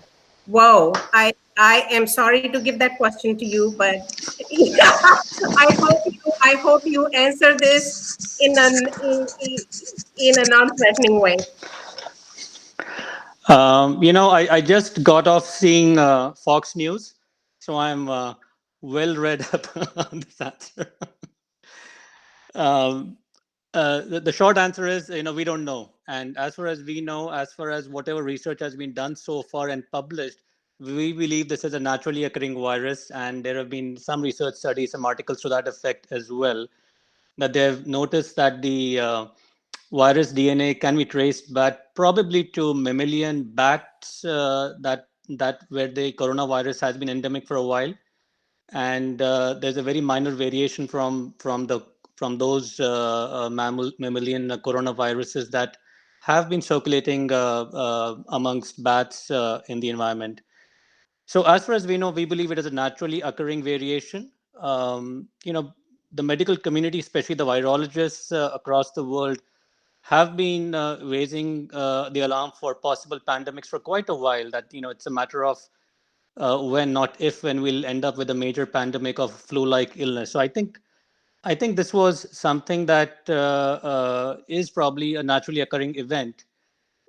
It's possible that the transfer to humans has to do with enhanced activity from a variety of places that we've read about the live animal markets and wet animal markets in China and so on and so forth. But this does seem to be a naturally occurring event that has caused this virus to probably jump from bats onto humans, possibly through a variety of other hosts as well. So there is no actual way to be absolutely sure about any of this, right? I don't think so. I think they would have seen signs of that if there are a lot of people looking at this, in fact, at this point. And if this were to occur, I'm not even sure it'll come out in reality. I don't know how we will find a proof for that. As far as we know right now, that is not the case. All right, Nandi, I hope that answers your question. So thank you, Dr. Kukreja. Our next question is kind of a public health question. So I will give it to Dr. Ramu Yeleti because he has impressive amount of public health experience. Dr. Yeleti, yes? Yeah. Your question? All right. There are rumors that there will be a second wave of COVID infection that will come in late this year during the flu season. Comment on that. Sure. Actually, if you look at, first of all, it's not a rumor. The short answer is yes. If you look at the science behind this, this is going to be typical like the H1N1 flu. It will come back again next year. What I want to step back, though, is that what we need to remember about this virus, as opposed to flu and other things, is we don't have a vaccine and we don't have treatment. So actually, even the next few weeks, as the governor and the state starts to ease restrictions, which I think we need to do, we need to remember that it's still just as contagious as before. So that it's actually very likely we're going to see a small resurgence in the next 4 to 6 weeks. And then once the virus, we expect, we don't know for sure, we think it's going to die down in the summertime, but then the next season, it definitely is going to come back. This relates to the immunity question that was asked earlier, is that in ideal state, we want to develop what's called herd immunity, where there's enough people that are immune to it that it doesn't spread anymore. So for those people that got it this season, we don't know for sure yet, but we're hoping that that the immunity will last for some period of time, at least in 6 to 80% of the people. So that those individuals likely will not get it in the next fall. That's just a small portion. So really need to wait on the vaccine before we get through that. So from a public service standpoint, I think the most important thing to remember is that for any one of you and your parents, if you're above age 60 and have health conditions, remember this is contagious and you will need to take care of yourselves and be careful for the next 12 months. And so just being very cautious about where you go, what you do, you have to be really, really heightened that even if the cases seem to be going down, if you're above 60 and have health conditions and you get COVID-19, it poses serious health risk and even potentially dying. So be very careful. And part of that is, the key things to do is wearing a mask, wash your hands, and not touching your face. Of course, I touched my face several times. The purpose of wearing a mask, as was said earlier, is to prevent asymptomatic carriers from giving to other people. So you wearing a mask isn't for you to not get it yourself, but in case you have it, not give to others. So short answer, yes, we're going to have a resurgence probably in the next few weeks and in the fall. So once this thing is a little bit over, we will all have new normals to deal with. Don't touch your face. Don't touch your face. Don't touch your face. That's right. Don't look at us. Right. All right. Thank you so much. That was a great answer.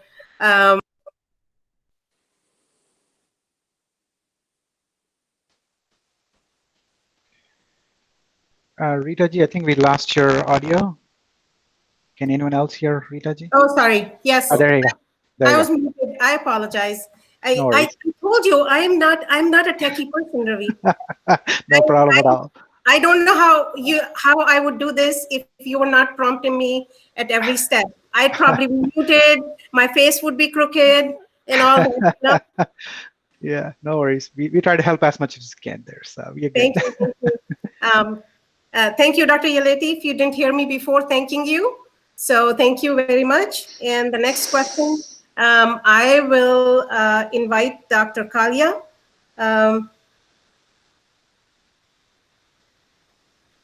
I'm trying to read the question. Dr. Kalia, do you have this question? Are you okay answering this question, or had you suggested somebody else? Because I see Dr. Kukreja on the screen.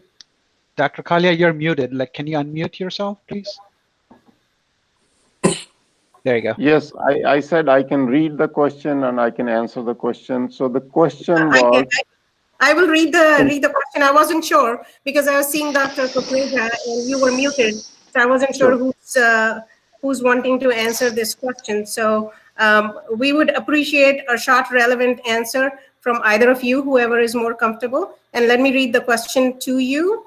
The question is that, does the virus affect... no, I'm sorry. Let me start again. Does the coconut oil affect the virus on the body surfaces?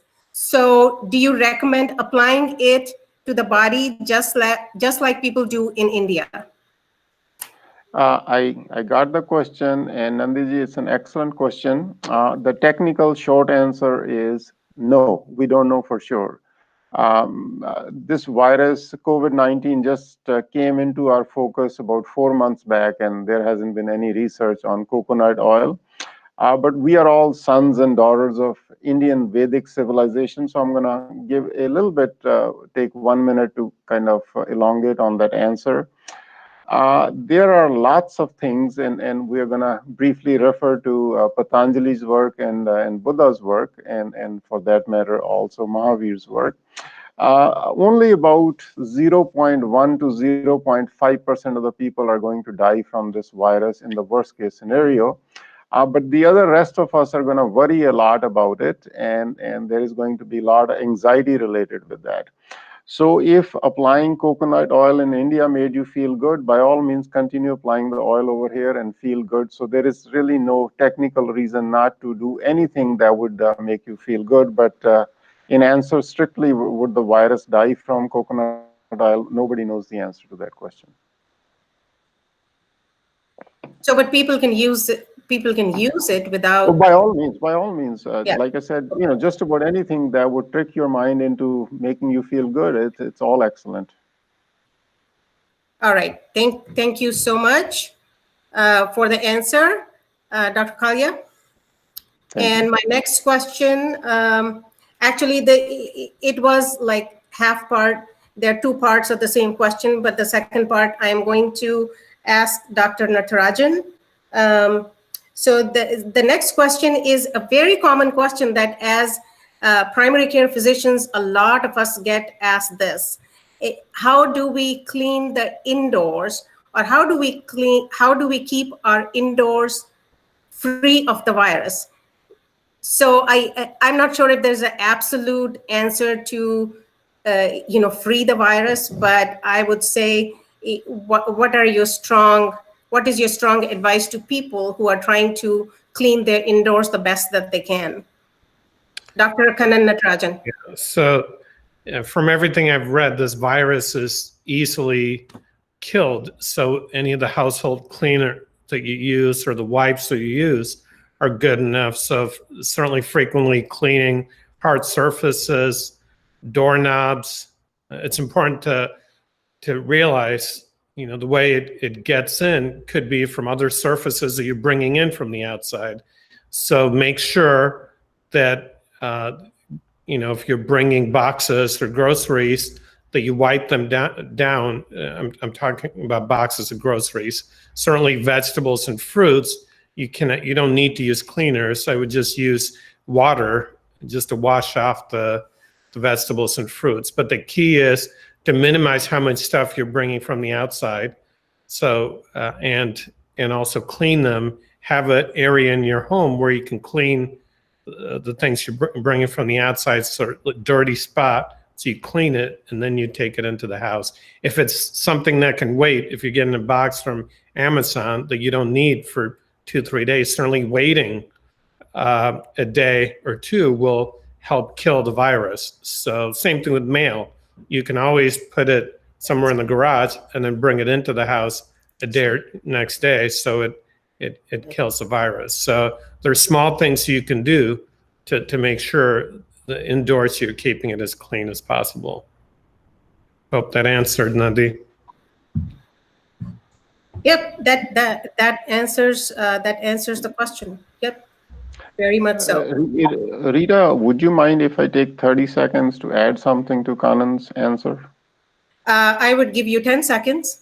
Okay, I think he mentioned nicely on the contact part, where the mail contact or counters, etc., cleaning. But the other part of the problem is indoor air, and I think if you are exclusively living by yourself in an indoor air by yourself, that's not a worry item. However, the indoor air contamination in public buildings is going to be a huge problem. But since I have only 10 seconds, I'll stay quiet. And down the road, if this time, I'll expound on that, explain further on that. Thank you. Thank you.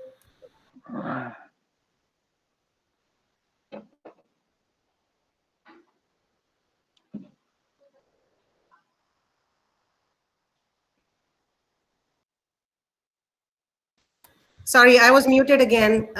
Thank you, Dr. Kalia. Ravi, are you timing us? Are we doing okay time-wise? You're good on time. Feel free to go for it. Yeah.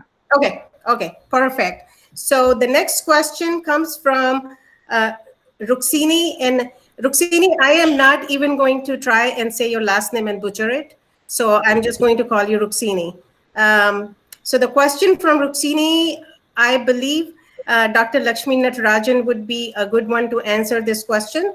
And I'm going to read the question out for all of us. Does anyone know why there are new cases appearing even though people have been in quarantine for 7 weeks? Most people have been in quarantine for almost 7 weeks. Okay, the first thing is we started the quarantining much later than what other countries did. And now the reality is the virus, it spread so fast, it just kind of spread so exponentially. And at the same time, the amount of we couldn't actually keep up with that much of the testing to be offered. But at the same time, as time goes by, we are testing more and more people. And as the other doctors, they mentioned, there is a lot of asymptomatic, the patients also that are kind of in our community. So they are also kind of directly and indirectly, they are also spreading the infection. And at the same time, the number, it shows like it is going up because we are testing more and more people now, as a lot more. Right now, all the 50 states, they are testing, and there is a lot of the testing centers, labs are also available, that we are testing more. And as we are testing more, we are finding more and more positive. So that is why we see like there is more cases being reported. But as of the CDC's the website, it says like as of the week 16, which was ending as of April 18, 2020, it clearly said like the activities that are similar to the COVID, the app is slightly decreased, and also the mortality related to COVID has also decreased. That is what the CDC website it is reporting. But at the same time, if you look it up, like the number of death, it looks like it is kind of more than what it was compared to the same time last year. So, but the death rate is also kind of decreasing because of the COVID related, is what they are saying. And at the same time, they have also reported that the outpatient visits related to COVID and the ER visits related to COVID is also decreasing. And it has clearly stated that the number has quite improved because of the social distancing. So obviously the quarantining, it is a helping in decreasing the number and also the instance in the community. So we are still encouraging people stay home, stay home, stay home. Or keep the social distancing, like as much as it is, like and we just need to follow the regular guidelines, and do not just have social gatherings and stuff. But for essentials, we need to go for like in a grocery or medical store and stuff. And for essential workers, they can go to work, but maintain the social distancing. Wash the hands and wear a mask. I mean, we kind of just explain where the mask, it comes to role in spreading the disease. And at the same time, washing the hands and keeping, the disinfectants are clearly having a very good impact on spreading the disease. Yeah, so we are shying from handshakes and we are going to Yes. Namaste. Yes. Yes. Thank you very much. Love it when you smile. All righty. So Ruxini had sent us 3 questions. So I'm going to take her questions one by one. We answered the first one, and Dr. Natarajan did a very good job of answering it. So the second question, I am going to put it forward to Dr. Sandeep Kukreja, since he's a pulmonologist, might work better if he answers this one. Dr. Kukreja? I'm here. Yes? Okay. Yep. So I'm going to read this question for all of us. Does this panel feel that, so be careful how you answer it, you're answering for the entire panel. Does this panel feel that when people who don't have any symptoms between 1 to 4 days of shedding the virus, wearing face masks is enough to protect the spreading? So I think the question is that do you wear a face mask or not, or during the asymptomatic period, or does it really affect the spread? So as was pointed out, I believe earlier, the virus spreads from your respiratory droplets. When we breathe in, breathe out, we have moisture coming out of our mouth as well, and that typically carries the virus particles with it. Sometimes the virus particles are so small that they get aerosolized, as in when you're singing loudly or speaking very loudly, they can actually travel farther, but for the most part, they don't travel more than 2 meters. And as the heavier the air is with moisture, the less it actually travels further. So that's kind of one of the explanations why sometimes in tropical countries, they say the spread of respiratory virus is less. A face mask is the best we have at this point. So for asymptomatic people, by definition, we don't know who they are. And that is why the recommendation has changed, that everybody should be wearing masks outside, because we don't know what the asymptomatic people are. And we've noted that it does decrease shedding of the virus to almost 50, 60, 70%. So I would highly recommend that. I think a face mask, if you can get a surgical grade face mask, is great. If you're not, simple scarves the kind that you mentioned you can match with your outfit are fantastic. Just wear those. The key is to prevent the spread of respiratory droplets, and that will, in addition to physical distancing, will do a great deal in helping curb this epidemic and this pandemic. Great explanation. So, Dr. Kukreja, I will put this question to you because I've been asked this many a times from my patients. You know, Mayor of Carmel has recommended that everybody wears a mask outside of their home. And it is also recommended for exercise that people get out and take a short walk outside if the weather is good. Right. You know, in Carmel, we see a lot of people when they go out for walks, they're not wearing masks. So what is your take on that? So if you know if you're around jogging or walking on your own, I don't think a mask is going to add anything. It is more when you are in a situation where you cannot do physical distancing. For example, if you're going to a grocery store where you're bound to come in contact with people who are less than 3-4 feet from you. In those situations, I think it's important to be wearing a mask. It is more protective if you're an asymptomatic carrier. It's more protective for others, as Dr. Yeleti had mentioned, rather than you getting the infection. But that is a collective responsibility to prevent the spread of this infection. So if you're jogging around, running around, exercising outside in the open, I don't think a mask would add anything. Now, the problem occurs when you have a few people that come right across each other and are crossing within a few feet, and then there are frowns that you're not wearing a mask. And the way I do it is I just run around them. I don't come within close distance of them. I just go around them and they're fine with it. So try to avoid getting close to people. But apart from that, enjoy your exercise. Yep, perfect. Thank you. Thank you very much. So Ruxini has one more question that she had asked. And I'm going to take this last question of Ruxini's and have Dr. Vipin Jain answer it for us. So the question is, does this panel of physicians feel that people after recovery should stay home for another 20 days or till they stop shedding virus, or do they stop shedding the virus right away? Dr. Vipin Jain? Sure. So just like so many questions about this virus, it won't be a settled science right away.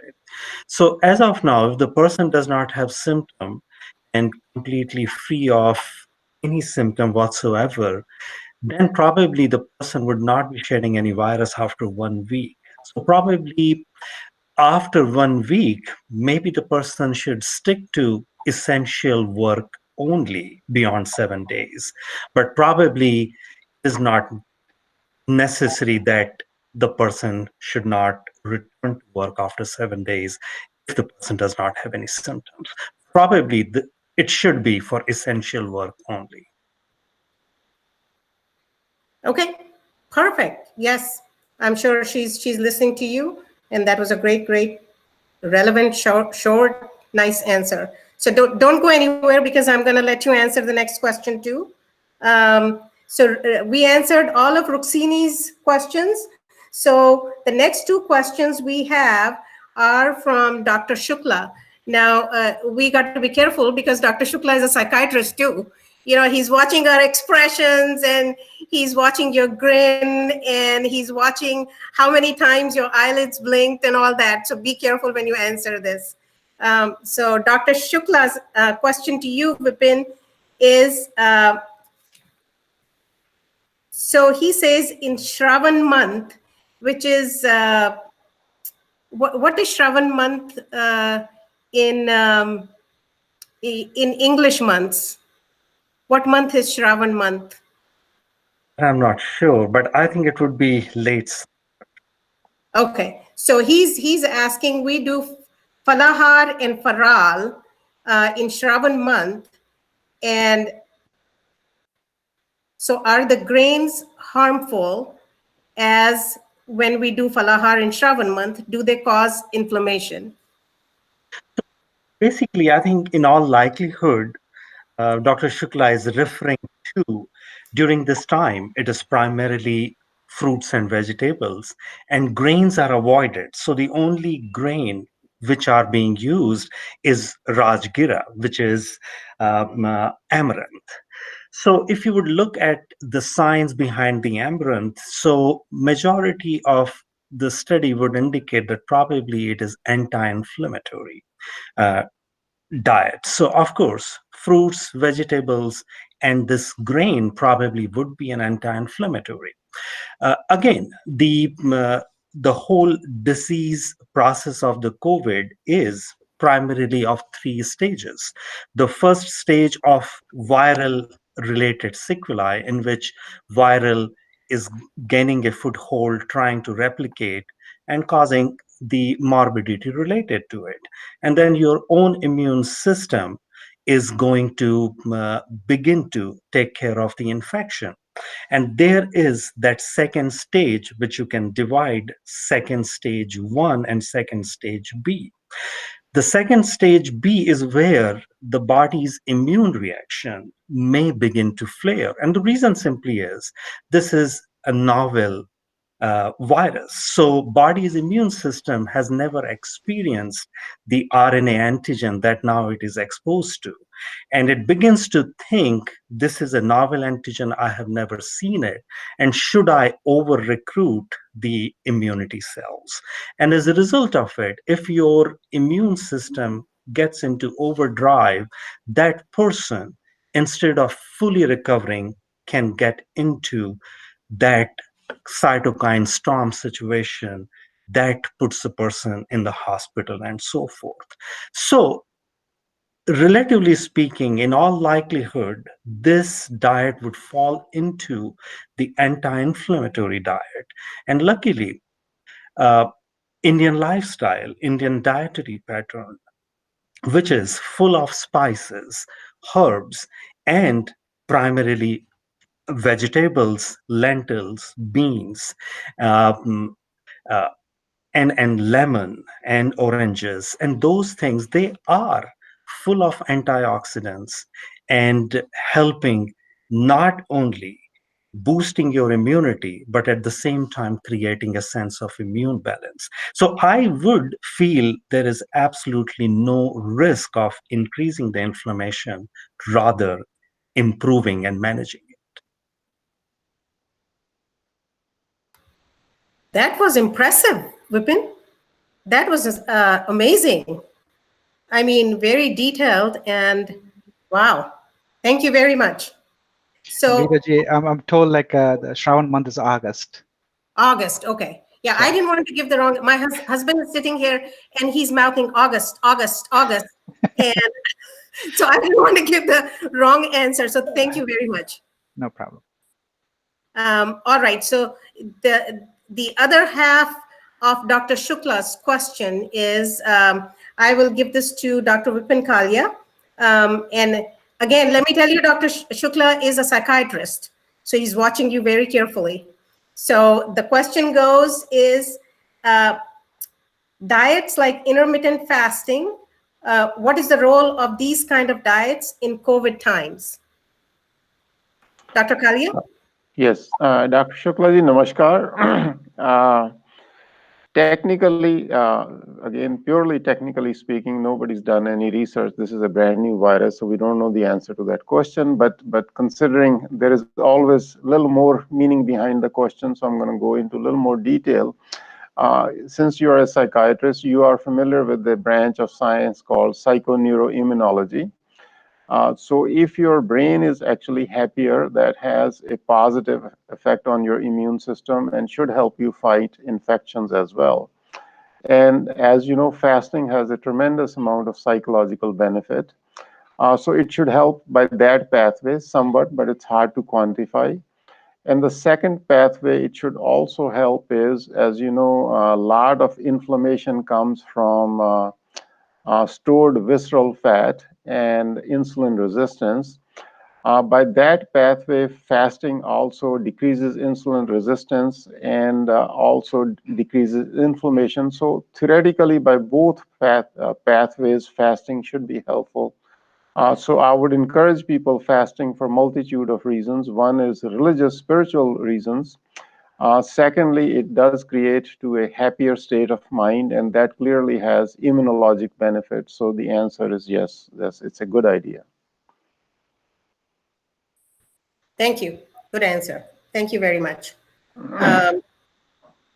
So I hope, Dr. Shukla, we answered your questions in a psychic way, which is completely acceptable to you.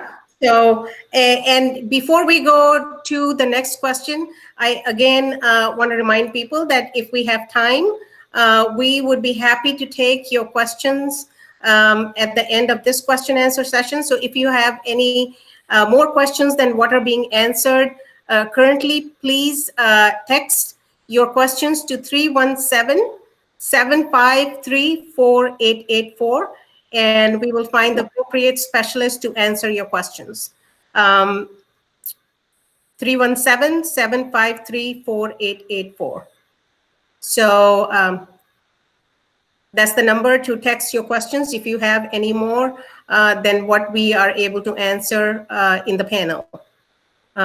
Okay, Ravi, I'm going to go to the next question here, which comes from Dr. Sagar Tumulri. He's a dear, dear friend of ours. We have known him for a long, long time. He's a hand surgeon by profession, and he's a great, great man. He has supported the temple in a variety of ways, and he still does, and a very good human being on top of it all. So Dr. Tumulri's question is, please discuss unusual and atypical symptom presentation of COVID-19 in seniors.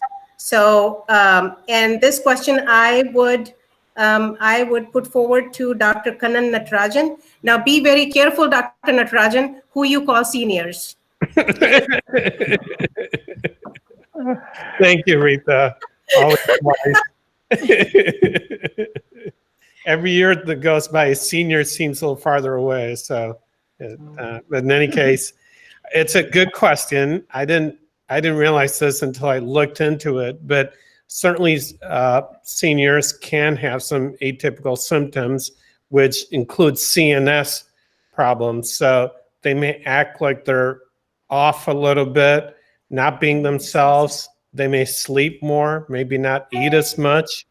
They can be confused, disoriented, and even have stroke-like symptoms. So they can have weaknesses, difficulty speaking, because COVID, everybody knows of COVID attacking the lungs, but it certainly affects other organs such as the brain. It can also affect the heart, the kidneys, but seniors, you really have to look at, see if they're acting more confused and not typical. So that's what I've seen in my reading. Okay, great. After I put the question to you, I realized you're a radiologist, and I'm like, oh my gosh, he's never even said anything. He's like, okay, I'm going to answer the question. Thank you so much. I'm very impressed. Thank you, Rita. I have a good advisor right next to me, so I'm okay. Yes. How could I forget that? Thank you, Lakshmi. Thank you all.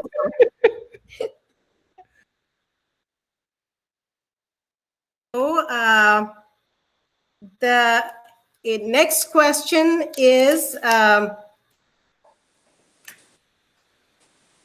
next question to us comes from Charan J.S. Maniktala, and this question I would put to Dr. Ramu Yeleti. Dr. Yeleti, can I read the question? Sure. Oh. How did you move to the bottom like that? Okay, now I have you on the screen. Okay, good. Yeah, I told you I'm not technologically savvy. I still have to look for people when I'm calling them. So yeah, now you're on the screen. So I can read the question from Charan Maniktala. He says, does coronavirus genome structure mutate when spreads take place? In other words, is genomic composition of this virus is different in different countries? So the short answer is no. It's not based on, there's mutations, but it's not based on countries. So a little bit an explanation. This actually, as people have said, is a very simple virus. It's what's called an RNA virus. There's DNA viruses and RNA viruses. RNA viruses in general are not as strong and they're not as stable as DNA. So RNA viruses will tend to have not infrequent mutations, and most of those mutations actually make them weaker. For this coronavirus, there's only been a handful of mutations in the past 6 months or so. Mutations are naturally occurring. So as things go along, there may be several changes in it.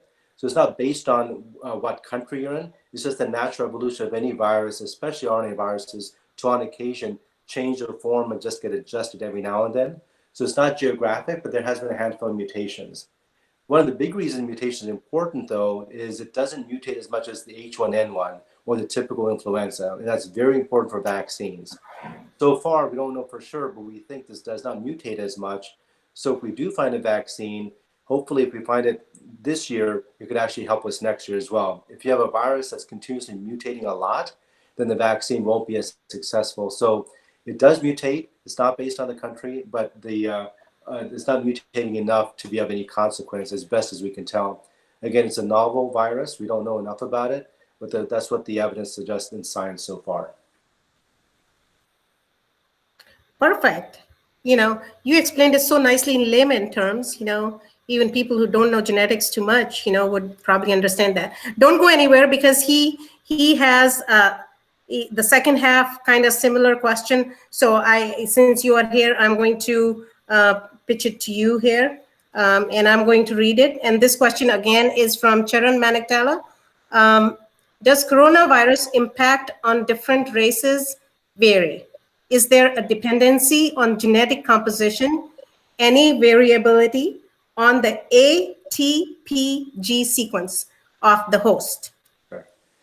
So I think what you're getting at, I guess, is that does the virus itself, does it affect different people differently based on their origin or something else inherent in them, is I think what you're trying to ask. And again, in general, no, but let me give you, again, a slightly more detailed answer about it. So when you see these pictures of the coronavirus, you kind of see all these little spikes on it. What those spikes are is they're basically suction cups, and they're going to attach to some of our own cells. There's a receptor that somebody was talking about called a ACE receptor. So our own cells have an ACE receptor, and the coronavirus has these suction cups, and the suction cups attach to our cells of that ACE receptor.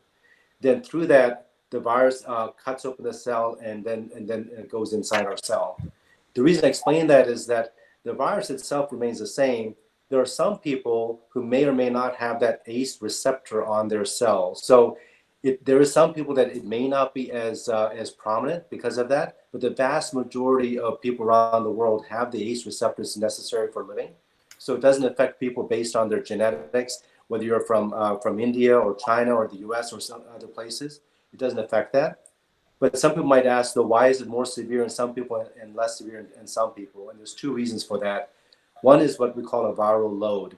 How much of the virus do you actually get if someone's next to you or so on? The amount of virus you actually get into your system is highly variable. So the more virus you get, likely the more sicker. And secondly, it depends on how many other health conditions you have. As was mentioned before, if you have diabetes or hypertension, heart disease, or lung disease, almost regardless of the amount of virus you get, you will get more sick. So it's actually based on how much virus you get and what health conditions you have, more than a genetic predisposition.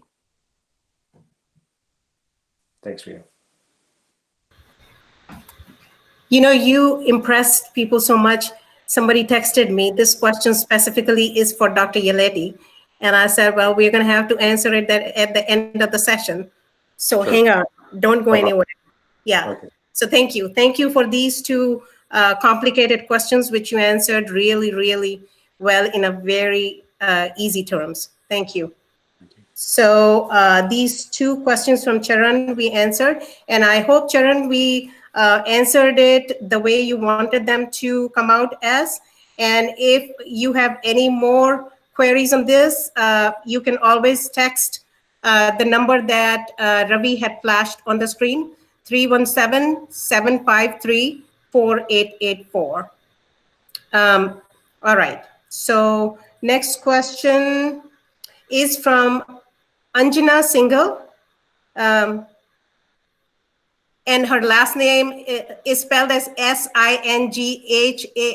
I don't want people to think that she's single. Her last name is Singhal. Okay, Anjana Singhal. So the, the question goes to Dr. Vipin Jain. Would it be advisable to travel to Fort Wayne from Indianapolis tomorrow during this pandemic? It is a 275 miles round trip. So, Raji, answer is very simple. No, unless and until it is essential travel. My husband is sitting here and he's saying, yes, yes, yes. You know why? Fort Wayne is his hometown. So he'll go to Fort Wayne anytime, anyway.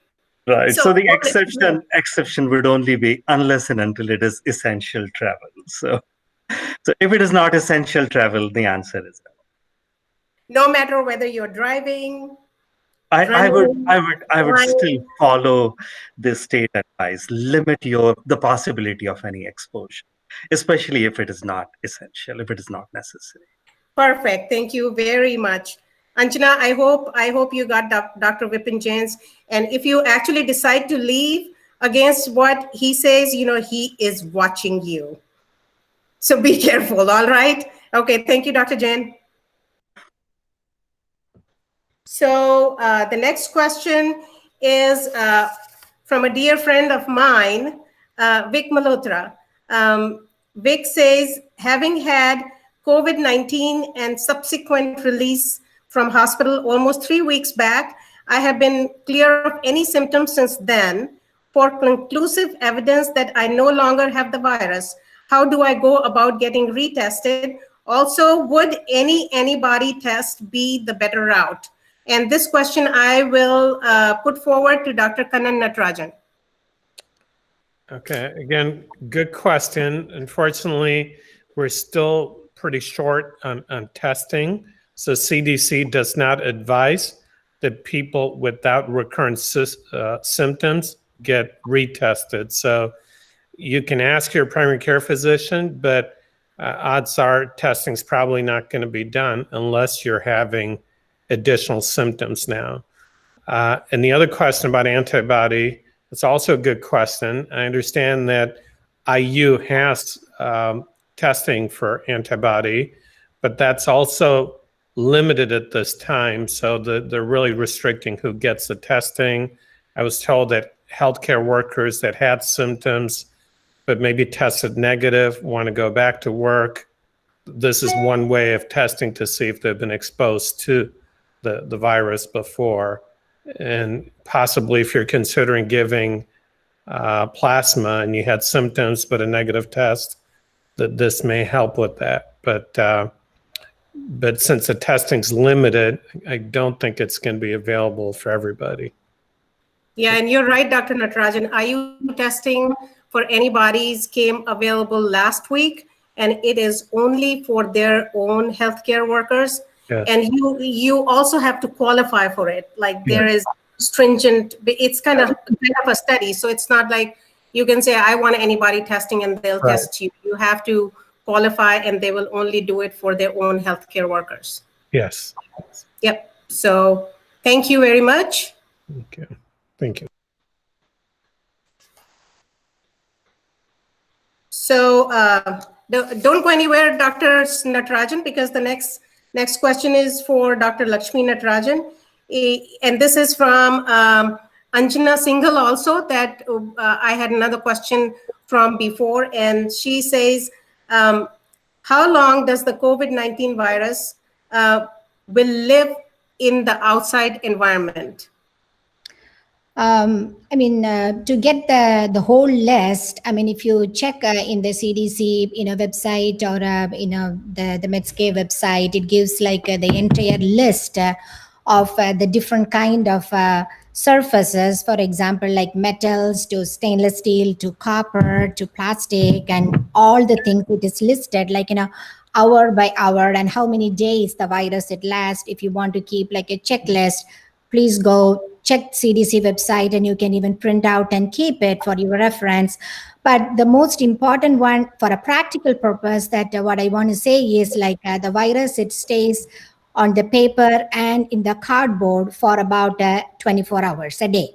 So for preventing the virus from that standpoint, if you get the mail or any Amazon packages or anything, if you keep it outside for like 24 hours, and then you can bring them in.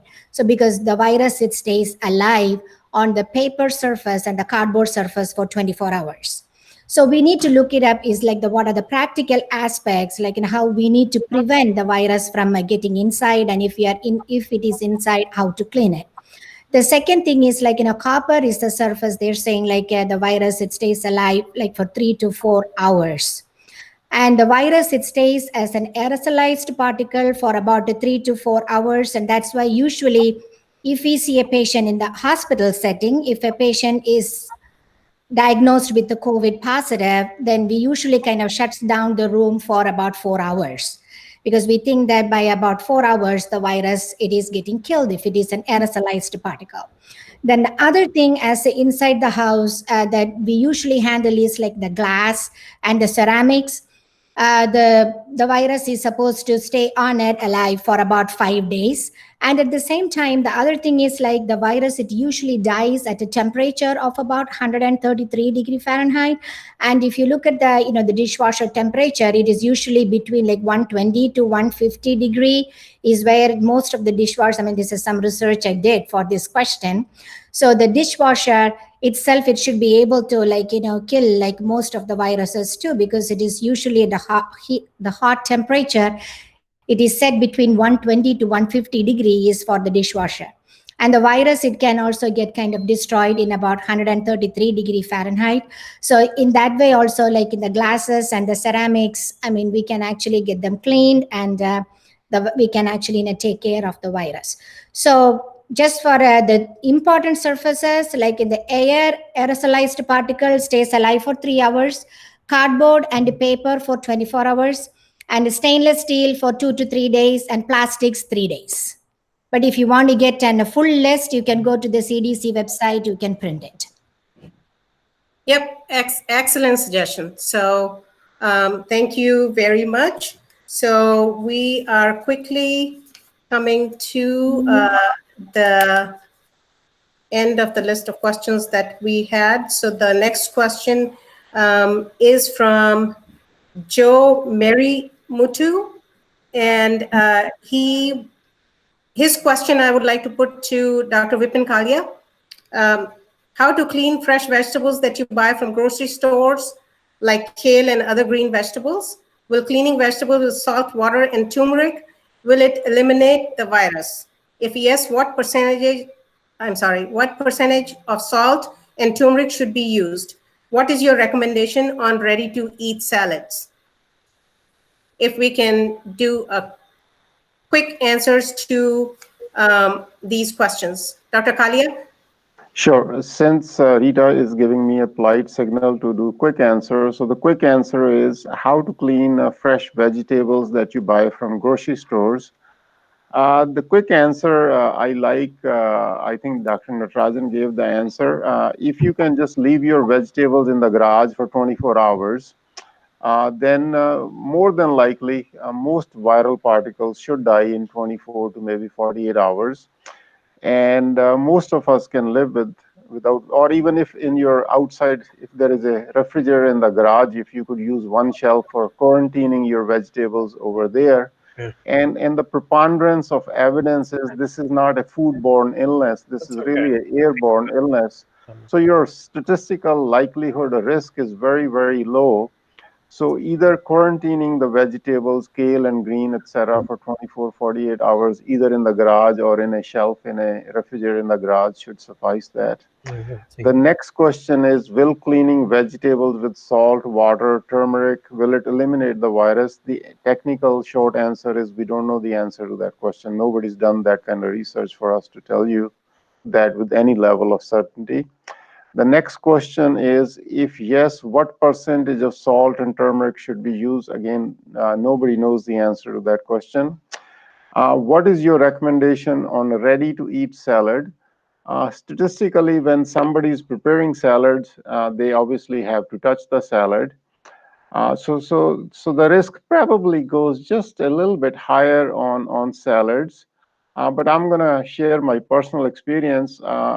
For a couple of weeks, my workplace wanted me to stay at home. Then they wanted me to come back. And my whole normal routine got disrupted. In the past, I used to take a couple of apples or some kind of fruits or vegetables from home. And then I had some soup saved up at work.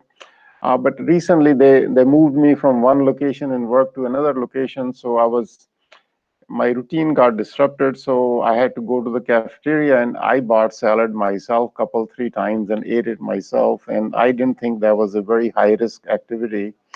So if it was good enough for me to eat salad, I'd say it's good enough for everybody else to eat salad. And I'm still sitting here and talking. So things are fine. Good. Thank you. Thank you so much. So these were all the questions that were sent to us by email before 10 o'clock this morning. We kept getting a steady stream of questions by email all day long, and then we have had questions texted to us. So we are going to quickly go through all of those if we can. Ravi, is that okay? Yep. Sorry, I couldn't find my mute button. Yes, that's fine, Rita. Okay. Okay. So let me get to the email ones first.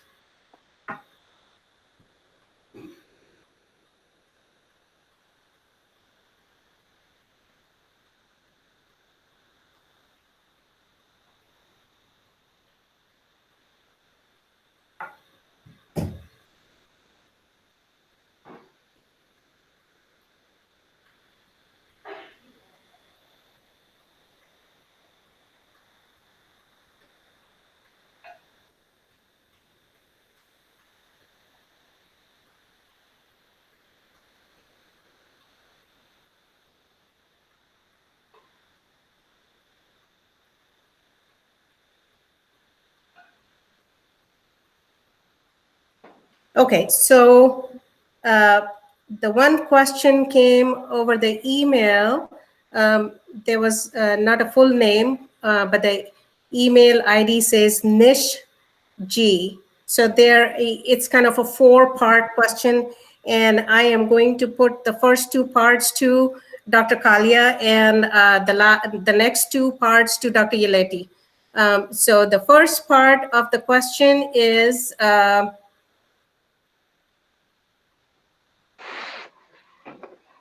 okay, so it says, what are you doing differently than before to protect yourself or increase your immunity against COVID-19? For example, what changes in food and beverages?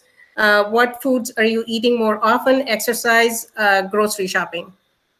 Dr. Kalia, I know we kind of partly answered this question before, but Sure. if you can recap quickly, what we had said before and add something to it and answer this question. Sure.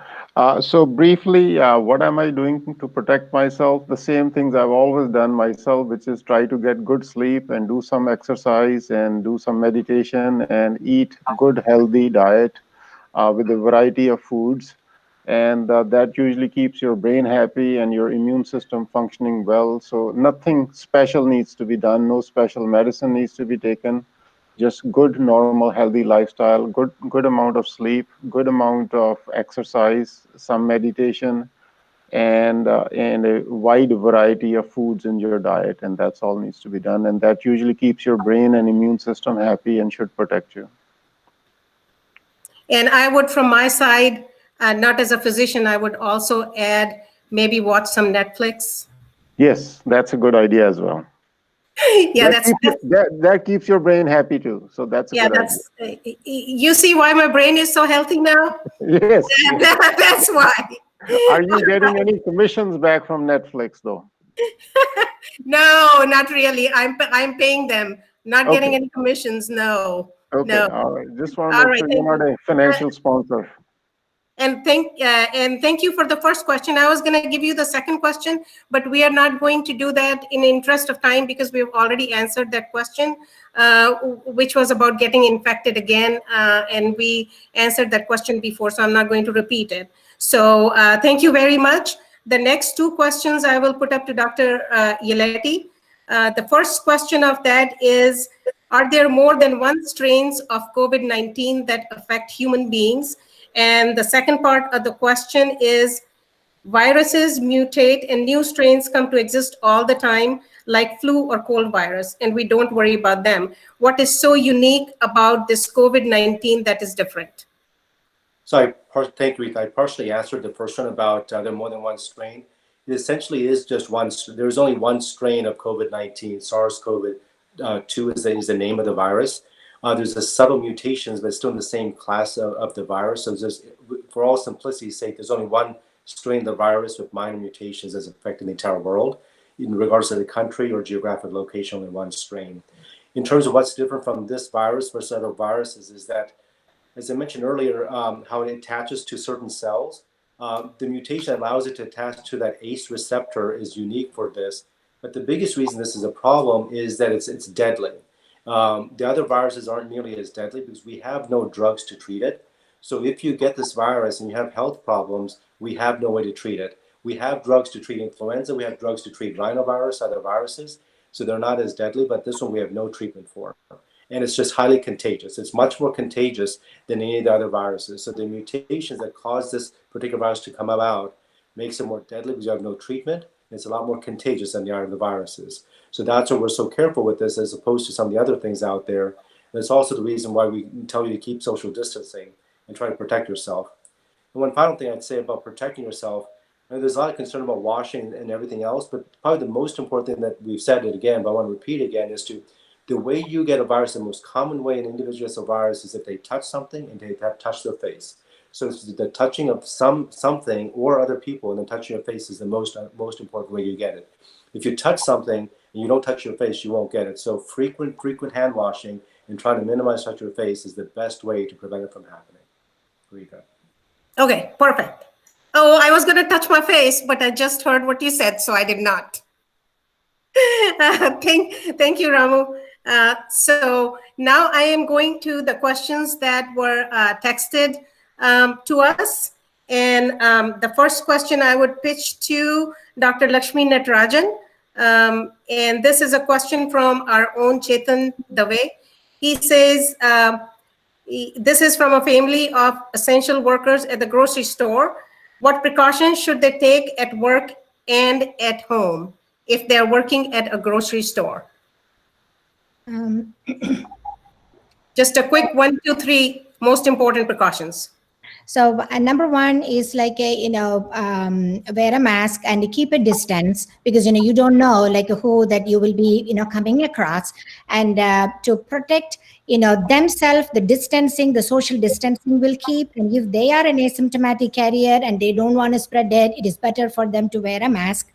And the other thing is like wash their hands, and at the same time, because they are constantly handling the stuff, and which could be touched by the other people too that we don't know. So after like in each family or each batch is done, please use hand sanitizer with the alcohol content that is between 60 to 90%, because that is known to kill the virus. So use that in between, like constantly wipe your hand using a hand sanitizer. And the second thing is wipe the surface where the thing it kind of goes through it with an disinfectant wipe or something before they take in the next shipment for the next family. Okay, perfect. Thank you so much. Thank you. The next question I would give to Dr. Sandeep Kukareja. This is from a favorite human being of mine, Umesh Bhargava. He's my husband's brother. So he says, how do vaccines and antibodies work differently?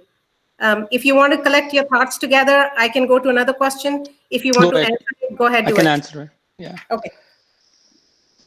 So the question is, how do vaccines and antibodies work differently? Did I get it right?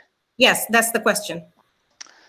So to be very simple, vaccines are generally particles of the virus itself that induce your body to make antibodies. Antibodies are actually proteins that your body makes to fight infection. These antibodies are produced when you're exposed to an infection, and vaccines are a human invention where we find a way to give you parts of the virus, part of the bacteria, whatever that we're trying to immunize you against, that fools the body into assuming it's got the infection without having any of the pathogenic or bad effects of the disease itself. So that's how vaccines work. And our body makes immunity by producing antibodies. This does segue into the question of convalescent plasma that Dr. Yeleti had mentioned. That is us collecting antibodies from people who have recovered from the virus and giving it to people who are still sick with the virus so that they have time to develop their own antibodies. But in the meantime, we can probably protect them somewhat by giving antibodies that are made in somebody else who was infected. I hope that clarifies the question and the answer. Yeah, to me it did. So I'm sure it did to him too. Thank you for a quick and very understandable explanation. So thank you, Dr. Kukreja, and thank you for the question also. So the next question texted to me.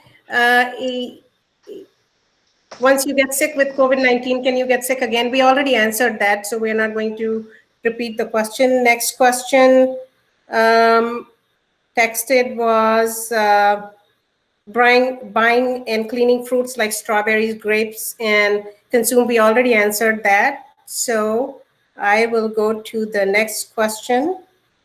And that was also for the cleaning and buying of the vegetables. And using salt and turmeric to clean it, and we already answered that. So going to the next question here. Oh my gosh, a lot of questions on buying and cleaning vegetables. So the next question is from Harsha Bopana, and he says, with new channels getting less and less trustworthy to the general public, what are some sources of information that as a panel of doctors you would suggest people to refer to? Dr. Vipin Jain. I would still trust JAMA. I would still trust WebMD, Medscape, New England Journal of Medicine. And they do have public education related information. So probably they would continue to be state of the art information on this COVID-19. Okay, perfect. Harsha, thank you for the question, and I hope your question was answered by Dr. Jain.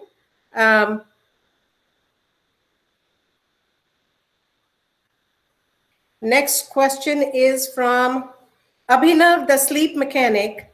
Thank you, and koti dhanyavad to our panel. Is Temple still running their clinics? And if yes, is it via telemedicine visits? Abhinav, yes, we are planning on starting the virtual visits in the clinic. Please look for information on HTCI website very soon. The second comment was, please advise our viewers to protect their sleep, and optimal sleep is known to bolster the immunity. Yes, thank you very much for that comment. Thank you, Abhinav. Next question for panel of doctors. There's no name to this. There's just a phone number that is ending in 186. So the question for doctors is, I heard recently about young and middle-aged people barely sick with COVID-19 are dying of strokes. Is this true? And what would be the symptoms to look for? And the name on this is Kumar. So who wants to take the question? Dr. Kukreja, you want to take it? Sure, I'll be happy to.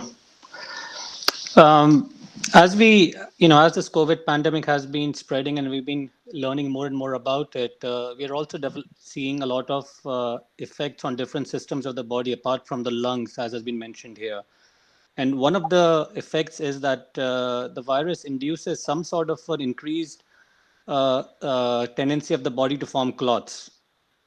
Medically, that term is called hypercoagulable states, but essentially it is that your body's delicate balance between forming clots and breaking down clots is broken, and you're tilted more towards forming clots in different parts of your body.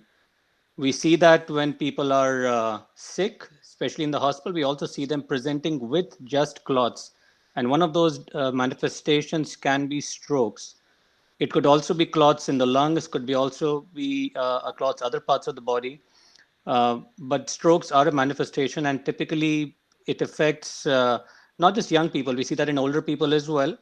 But it seems that young people, that is one of the ways they are presenting. It's not a large percentage of the presentation by any means, but given that these are otherwise healthy people, it is very concerning. What side of symptoms to watch for? They would be like any other stroke symptoms. You'd watch for symptoms of your mentation not being right, getting confused, losing strength or sensation in specific parts of the body. Typical stroke-like symptoms would be presentation for this. The other the other thing I'd like to mention to people is that I've had friends and other forums talking about, well, young people are protected, young people don't have to worry about it, we can go about business. But really, this disease is devastating by the time it gets to our ICUs and our hospitals. And you really don't want to get exposed to it. So even if you're younger, I think it's important to protect yourself as well, along with serving the society by preventing the spread of the disease and maintain all the precautions that we've talked about this entire hour. Thank you. Thank you very much for the good answer. The next question is specifically for Dr. Yeleti. It is directed for him, and this is from Kumar and Hansa Dave. They say, when we open the temple, what is the advice to Bal Gokulam kids, parents, and teachers? And Kumar and Hansa Dave are Bal Gokulam coordinators. They have been the coordinators for a long, long time. So Dr. Yeleti, can you answer that question for them? Yeah, right now, the short answer is we're not sure exactly how we're going to do that yet. Again, I have to stress people time and again that this virus is not gone. It's still just as contagious as ever. So I foresee actually into the fall having social distancing of some sort. And so we need to figure out how we're going to do that. We will not be able to gather together like we did before. When the temple opens, I'm not sure when that's going to be at all. When it opens, we're going to still have to make sure we limit the number of people coming into our sanctuary to make sure there's enough distancing for whether it be for classes or for major events. We need to figure out how we keep that social distancing. The one other comment I would say about that also, though, is especially if you're yourself or your parents are 60 or over, you need to be very, very careful when you come to the temple. Again, the virus is still out there, and so if you're elderly with health conditions, and if you get this virus, it could be very problematic. And I know all of us like to go to the temple and pray. There's a lot of peace that we get from that, but we will need to think long term what that means. In the next year, just to be aware, we may not be doing sporting events and other things like we think we're doing right now. I'm not sure if the country is going to be large events where there's a lot of people is going to look very, very different. And that's going to include how we do our events at our temple. So when we open up, we might have a new normal to go by that might be there for some time. So, and we would inform our devotees on HTCI website, right? When we open and how we open and how that's going to happen. That's exactly, yeah. And so we're going to take our time with it, obviously. This is time to, take a lot of caution and go very, very slow with it. And so even the summer events, we're just really going to be careful with it and take one day at a time to see how we do. It's still going to be important, even when the doors are open, that we have to practice social distancing. We have to minimize touching each other and do what we can. So for the safety of each and every one of our devotees, and like I said, especially worried about the elderly, we have to be extra, extra cautious how we do that. Okay, thank you very much, Dr. Yeleti.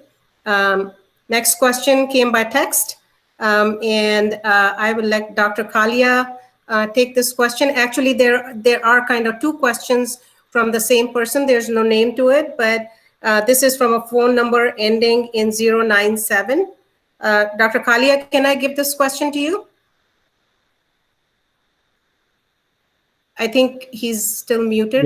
Yeah, you're on mute, Dr. Yeah, there Okay, you go. I can hear you. Okay, can I give this question to you then? Two By all questions. means, by all Okay. means, please do. So this person says, have any of your patients who have been critically ill been able to describe their symptoms before they were better? How did they feel physically and mentally before and after? And the second question is, how long should the devotees call off weddings and other events? So two questions. Sure. The first question is, how did the patients feel before and after?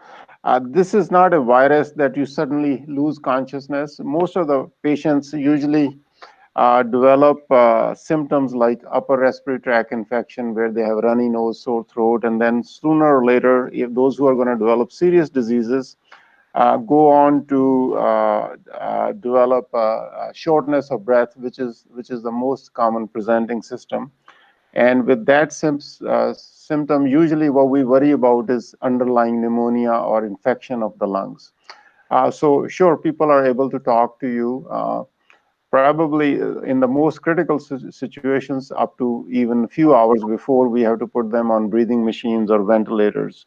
So there is nothing that they cannot talk. And question is, how do they feel? Of course, they feel bad and they feel short of breath. And most of those patients who recover, depending on whether they have any complications or not, you usually should be able to do fine, especially if they went on the breathing machine without any significant underlying disease processes. They should be able to come out okay, provided they come off the ventilator within 3 to 7 days. Now, if you stay on the ventilators for long periods of time, there are all kinds of neurological, etc., other kind of long-term complications. But in general, to make the discussion simple, I would say most people who recover should be able to recover fine and should be able to tell you. And there was a gentleman who, unfortunately, in this discussion was sick, Mr. Vic Malhotra, and seems like he recovered fine. So there should be full recovery for most people who recover.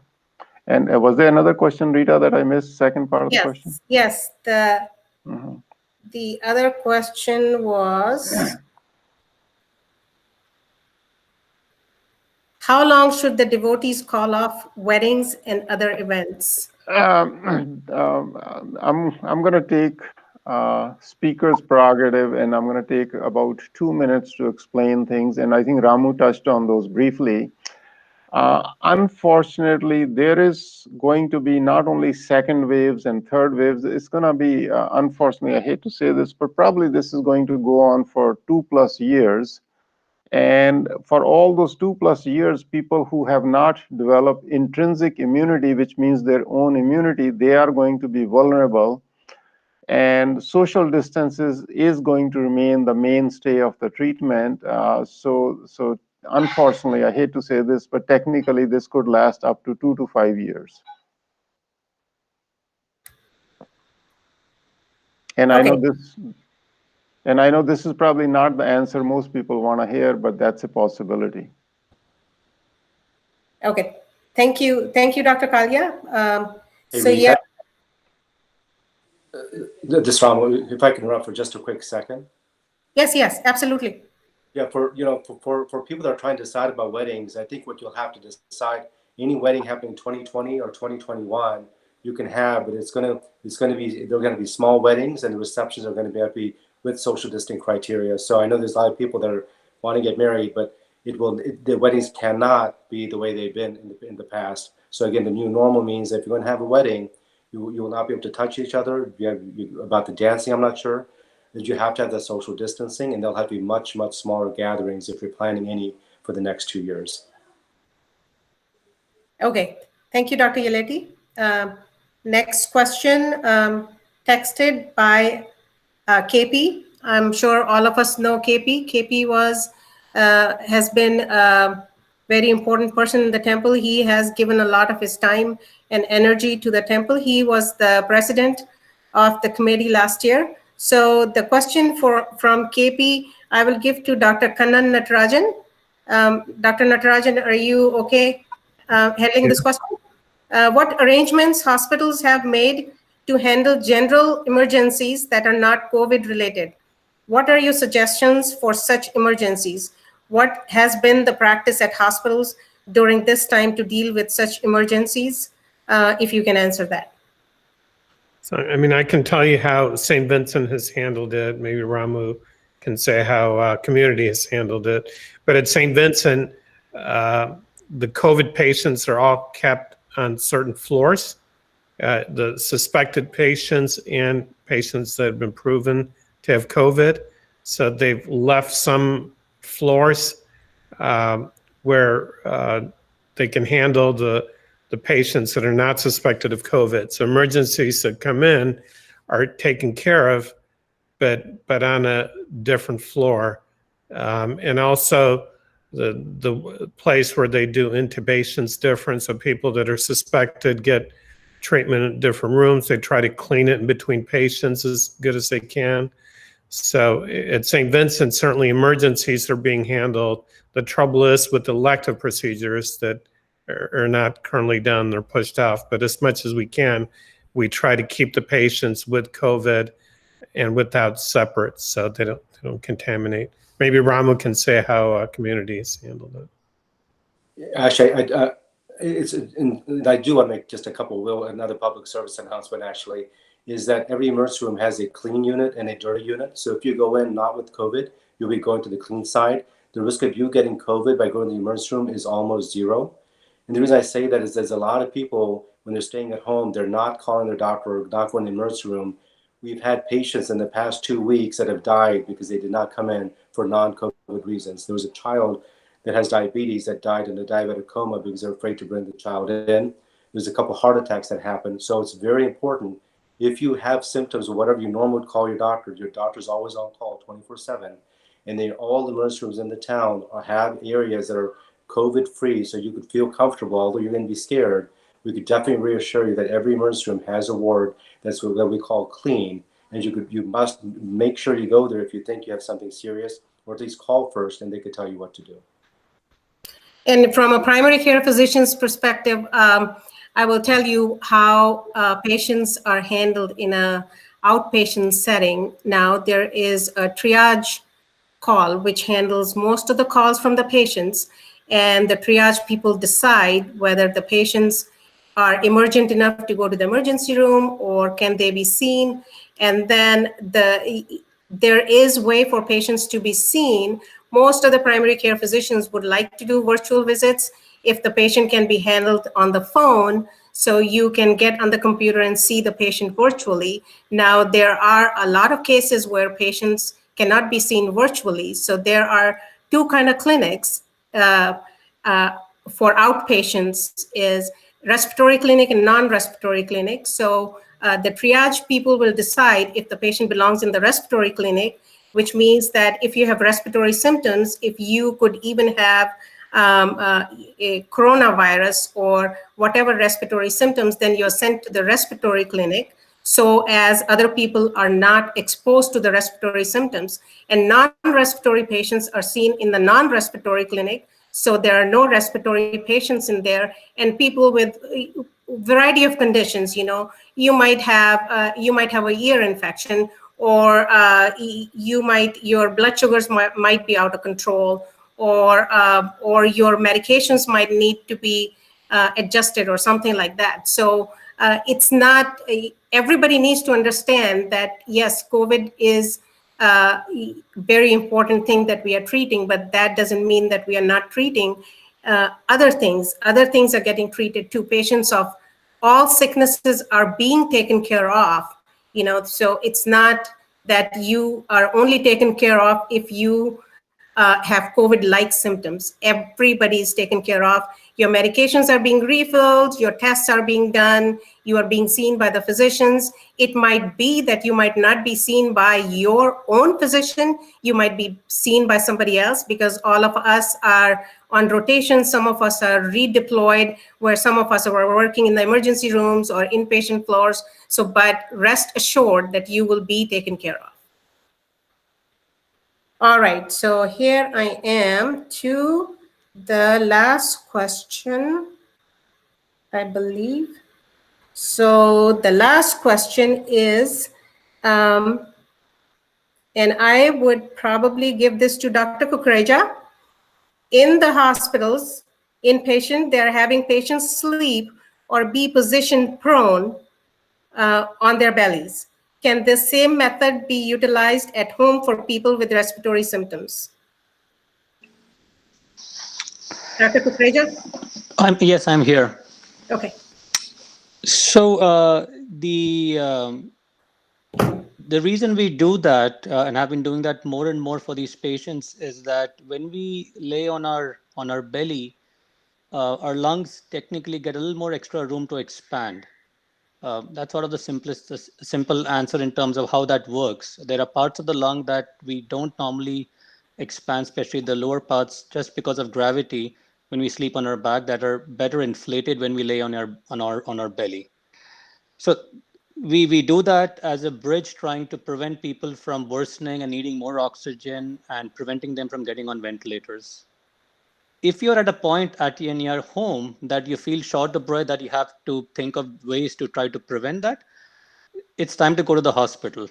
I don't think you should be trying to prone yourself, sleep on your belly, trying to relieve your shortness of breath or symptoms at home without the advice or supervision of a medical physician. This is a sort of a very technical way of trying to treat patients with developing lung disease.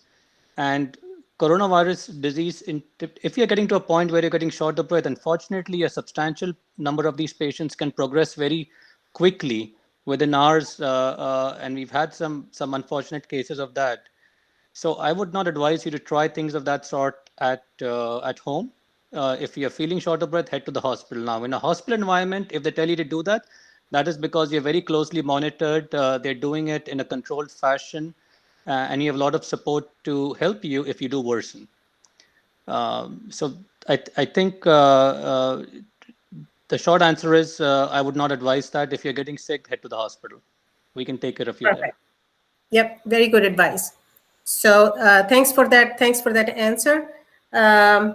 The next question, actually, I would ask Ravi. The question is from a phone number ending in 494. Is the live stream being recorded and going to be made available for revisiting? Yes, the live stream is being recorded. As an executive team, like, we're going to think about how to relate this to the general public, and we'll think about and come up with a viable solution for the public to access it. And will we post all the information on the website then, so the devotees can log on to the website and find out how they can revisit it? That is going to be the most viable solution, but I want to talk to the communication team and see if that makes sense to them, and get back to the public there. Okay, so the next question, I would take volunteers from the panel. Anybody who knows the insurance? It says,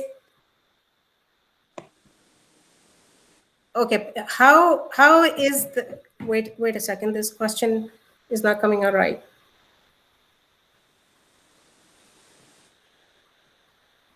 How do the hospitals make arrangements for patients that die of COVID, and how is it handled with the families when the families cannot see them? The second part of the question is, and do most of the insurances cover cost of such cases? So I would take volunteers, whoever can answer this question. I can help out, or at least answer this question to start the discussion. So in hospitals, at least when people are really sick and are at a point where we think that they may not survive the illness, we actually allow, at least in the hospital system I work, which is Franciscan primarily, we actually allow at least family members to come in at that moment in a controlled fashion to come visit and be with their loved ones. And with regards to insurances, I think if they have insurance, or even if they don't have insurance, generally this illness is taken care of by whatever existing plan they're at, as far as I know. So the short answer is, if people are really sick, yes, we do allow entry into hospitals for that. I'll let Dr. Yeleti take it. Maybe he'll have more insight into the administration side of things. Dr. Yeleti? Yeah, right now, with both of the CARES Act and the Second Act, the government's going to pay for all testing for everybody, and very likely they're going to pay for the coronavirus admissions as well. The details of that haven't been worked out just yet, but in all likelihood, the cost for the coronavirus admission is going to be helped by the second $100 billion that was just given to the hospitals. Perfect answers. So let me check one more time. I think this was my last question. And the chairperson or the board is asking me, when are we going to finish this? So we better do it fast. Yeah, she says we can continue this at some later time. So I think we have taken a lot of time. We were planning on finishing this at 6:30, and from the bottom of my heart, thank you to all the doctors and to the tech team of HTCI. I can't even talk right. It's been 2 hours. Because I'm telling you, they have worked so hard to bring this program to you. I have been to the few meetings, and they have done many more meetings than this. And this is not the only event. I have to tell you how hard these guys work to bring you the streaming of the live events from the temple, all kinds of pujas and all kind of events. We are trying to keep you in touch with the temple so you don't miss anything. We are trying to make you feel like you are there at the temple yourself. So please visit website routinely. You will see the links to live streams. And thank you for all your questions. We do hope that we have answered most of your questions. And if there are some that we haven't answered, or you have gotten partial information, you need more information, please log on to the website, and there is clinic email on that. And we check the email regularly. So please email us your questions, and we would be happy to answer those questions. Thank you to all the doctors. Good evening, everybody. Namaste, no handshakes, and we will see you all very soon. Thank Namaste. you. Thank you. Thank you, so everyone. much. Bye-bye. Yeah, thank you all. I know, like, we asked for 1 hour commitment from the doctors. You guys gave more than that. Again, thank you so much. Veeraji, you did an awesome job in moderating all these questions and facilitating the entire session. Appreciate that. Without much further ado, I'm going to give it to Nandi for the word of thanks. Nandi, on to you. Ravi, can you hear me? Yes, I can hear you. Hi, namaste, everyone. My name is Nandi Nagraj, and I serve as the president for our temple. I know I'm between you and the restroom break, or you and the dinner. That is for sure. But I have a very short and easy job to do here, so I'll keep it very quick. On behalf of the HTCI patrons, our board, and the executive committee, it is my privilege to call out few people and convey our heartfelt thanks to them for making this event successful and, most importantly, useful for the community. I will tell you, the support for bringing this event together has been tremendous, and it was conceived and implemented in record time. So thank you to all involved in organizing the event. Our techies, to them, a big hats off to you guys, and they have provided us with a statistic of today's event. We had close to 160 to 200 attendees listening to the session. So it's really worth the time and efforts put by everyone for the community's benefit. First, I would like to thank our Balgokulam youth leaders, Rishma Chauhan and Sri Parvata, for their efforts in the publicity campaign for this event. Right from designing the posters to making edits to the posters, running the Instagram campaign, to so on and so forth. They did an amazing job. So thank you very much for that. By the way, it is Rishma Chauhan's birthday today, so we wish her a very happy birthday. Happy birthday, Reshma.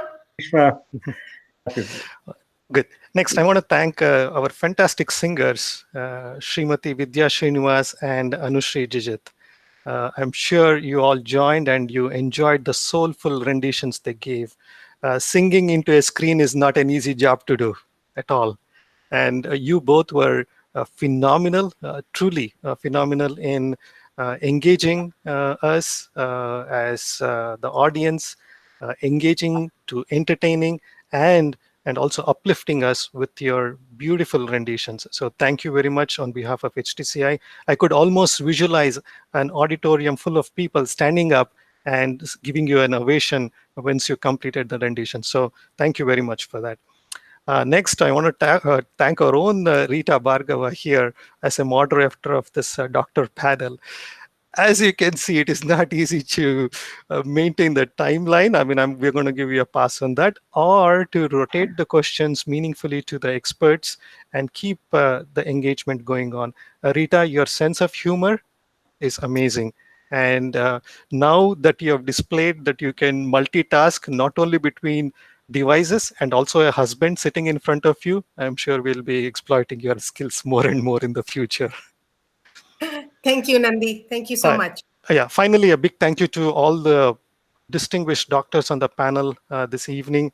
Dr. Sandeep Kukreja, namaste to you. Lakshmi and Kannan Natarajan, both of you. We could see you half and half in the screen, so thank you very much. Dr. Vipin Jain, sir, you're so thorough and so soft and gentle in your delivery of the message. We really enjoyed and we learned a lot from you. Thank you for that. And we had to especially thank him because he came in at the last minute. On the panel was Dr. Gaurav Arora. He had a death in the family. And we asked Vipin at the last minute, and he was gracious enough to not hesitate and join. So thank you, Vipin. Thank you very much for that, doing it for us. Dr. Vipin Kalia, of course, you were phenomenal, fielding all the marriage questions to weird questions that were there, but you did phenomenal. So thank you very much. And our own Dr. Ramu Yeleti, who has been leading us in many, many ways at the temple and also at the community. So each of your willingness to spare your time today to join this session and to convey the messages and to respond to the questions means a lot for the community, and we thank you for that. We wish you well. We pray for your well-being, most importantly, as you continue to provide great service to the community in this hard times. Finally, I want to put a plug in for all the volunteers and the donors who continue to support the temple financially in these hard times. We humbly request you to consider continuing to support the temple so we can sustain and serve our community better. So there are more than one ways to donate to the temple. I encourage you to visit the website that you're on right now, htci.org. The only change you need to do is to visit the donate button, and from there you have a multitude of options to support us in what we do. By the way, today is a very auspicious day. You all know about it. It's Akshaya Tritiya. So whatever you do, it keeps increasing. So may God bless you all. May God protect us all. And best wishes to you on this Akshaya Tritiya. So we're going to wrap up today with a small prayer. Om Sahana Vavatu Sahano Bhunaktu Sahaviryam Karavavahai Tejasvina Vaditamastu Ma Vidvishavahai. Om Shanti Shanti Shanti Hari Om Shri Gurubhyo Namaha. Thank you all for joining. God bless you. Thank you, Nandi. Good night, everybody. Thank you all. Good night, everyone. Thank you. Good night. Stay safe, stay healthy. Thank you all. Bye, everyone.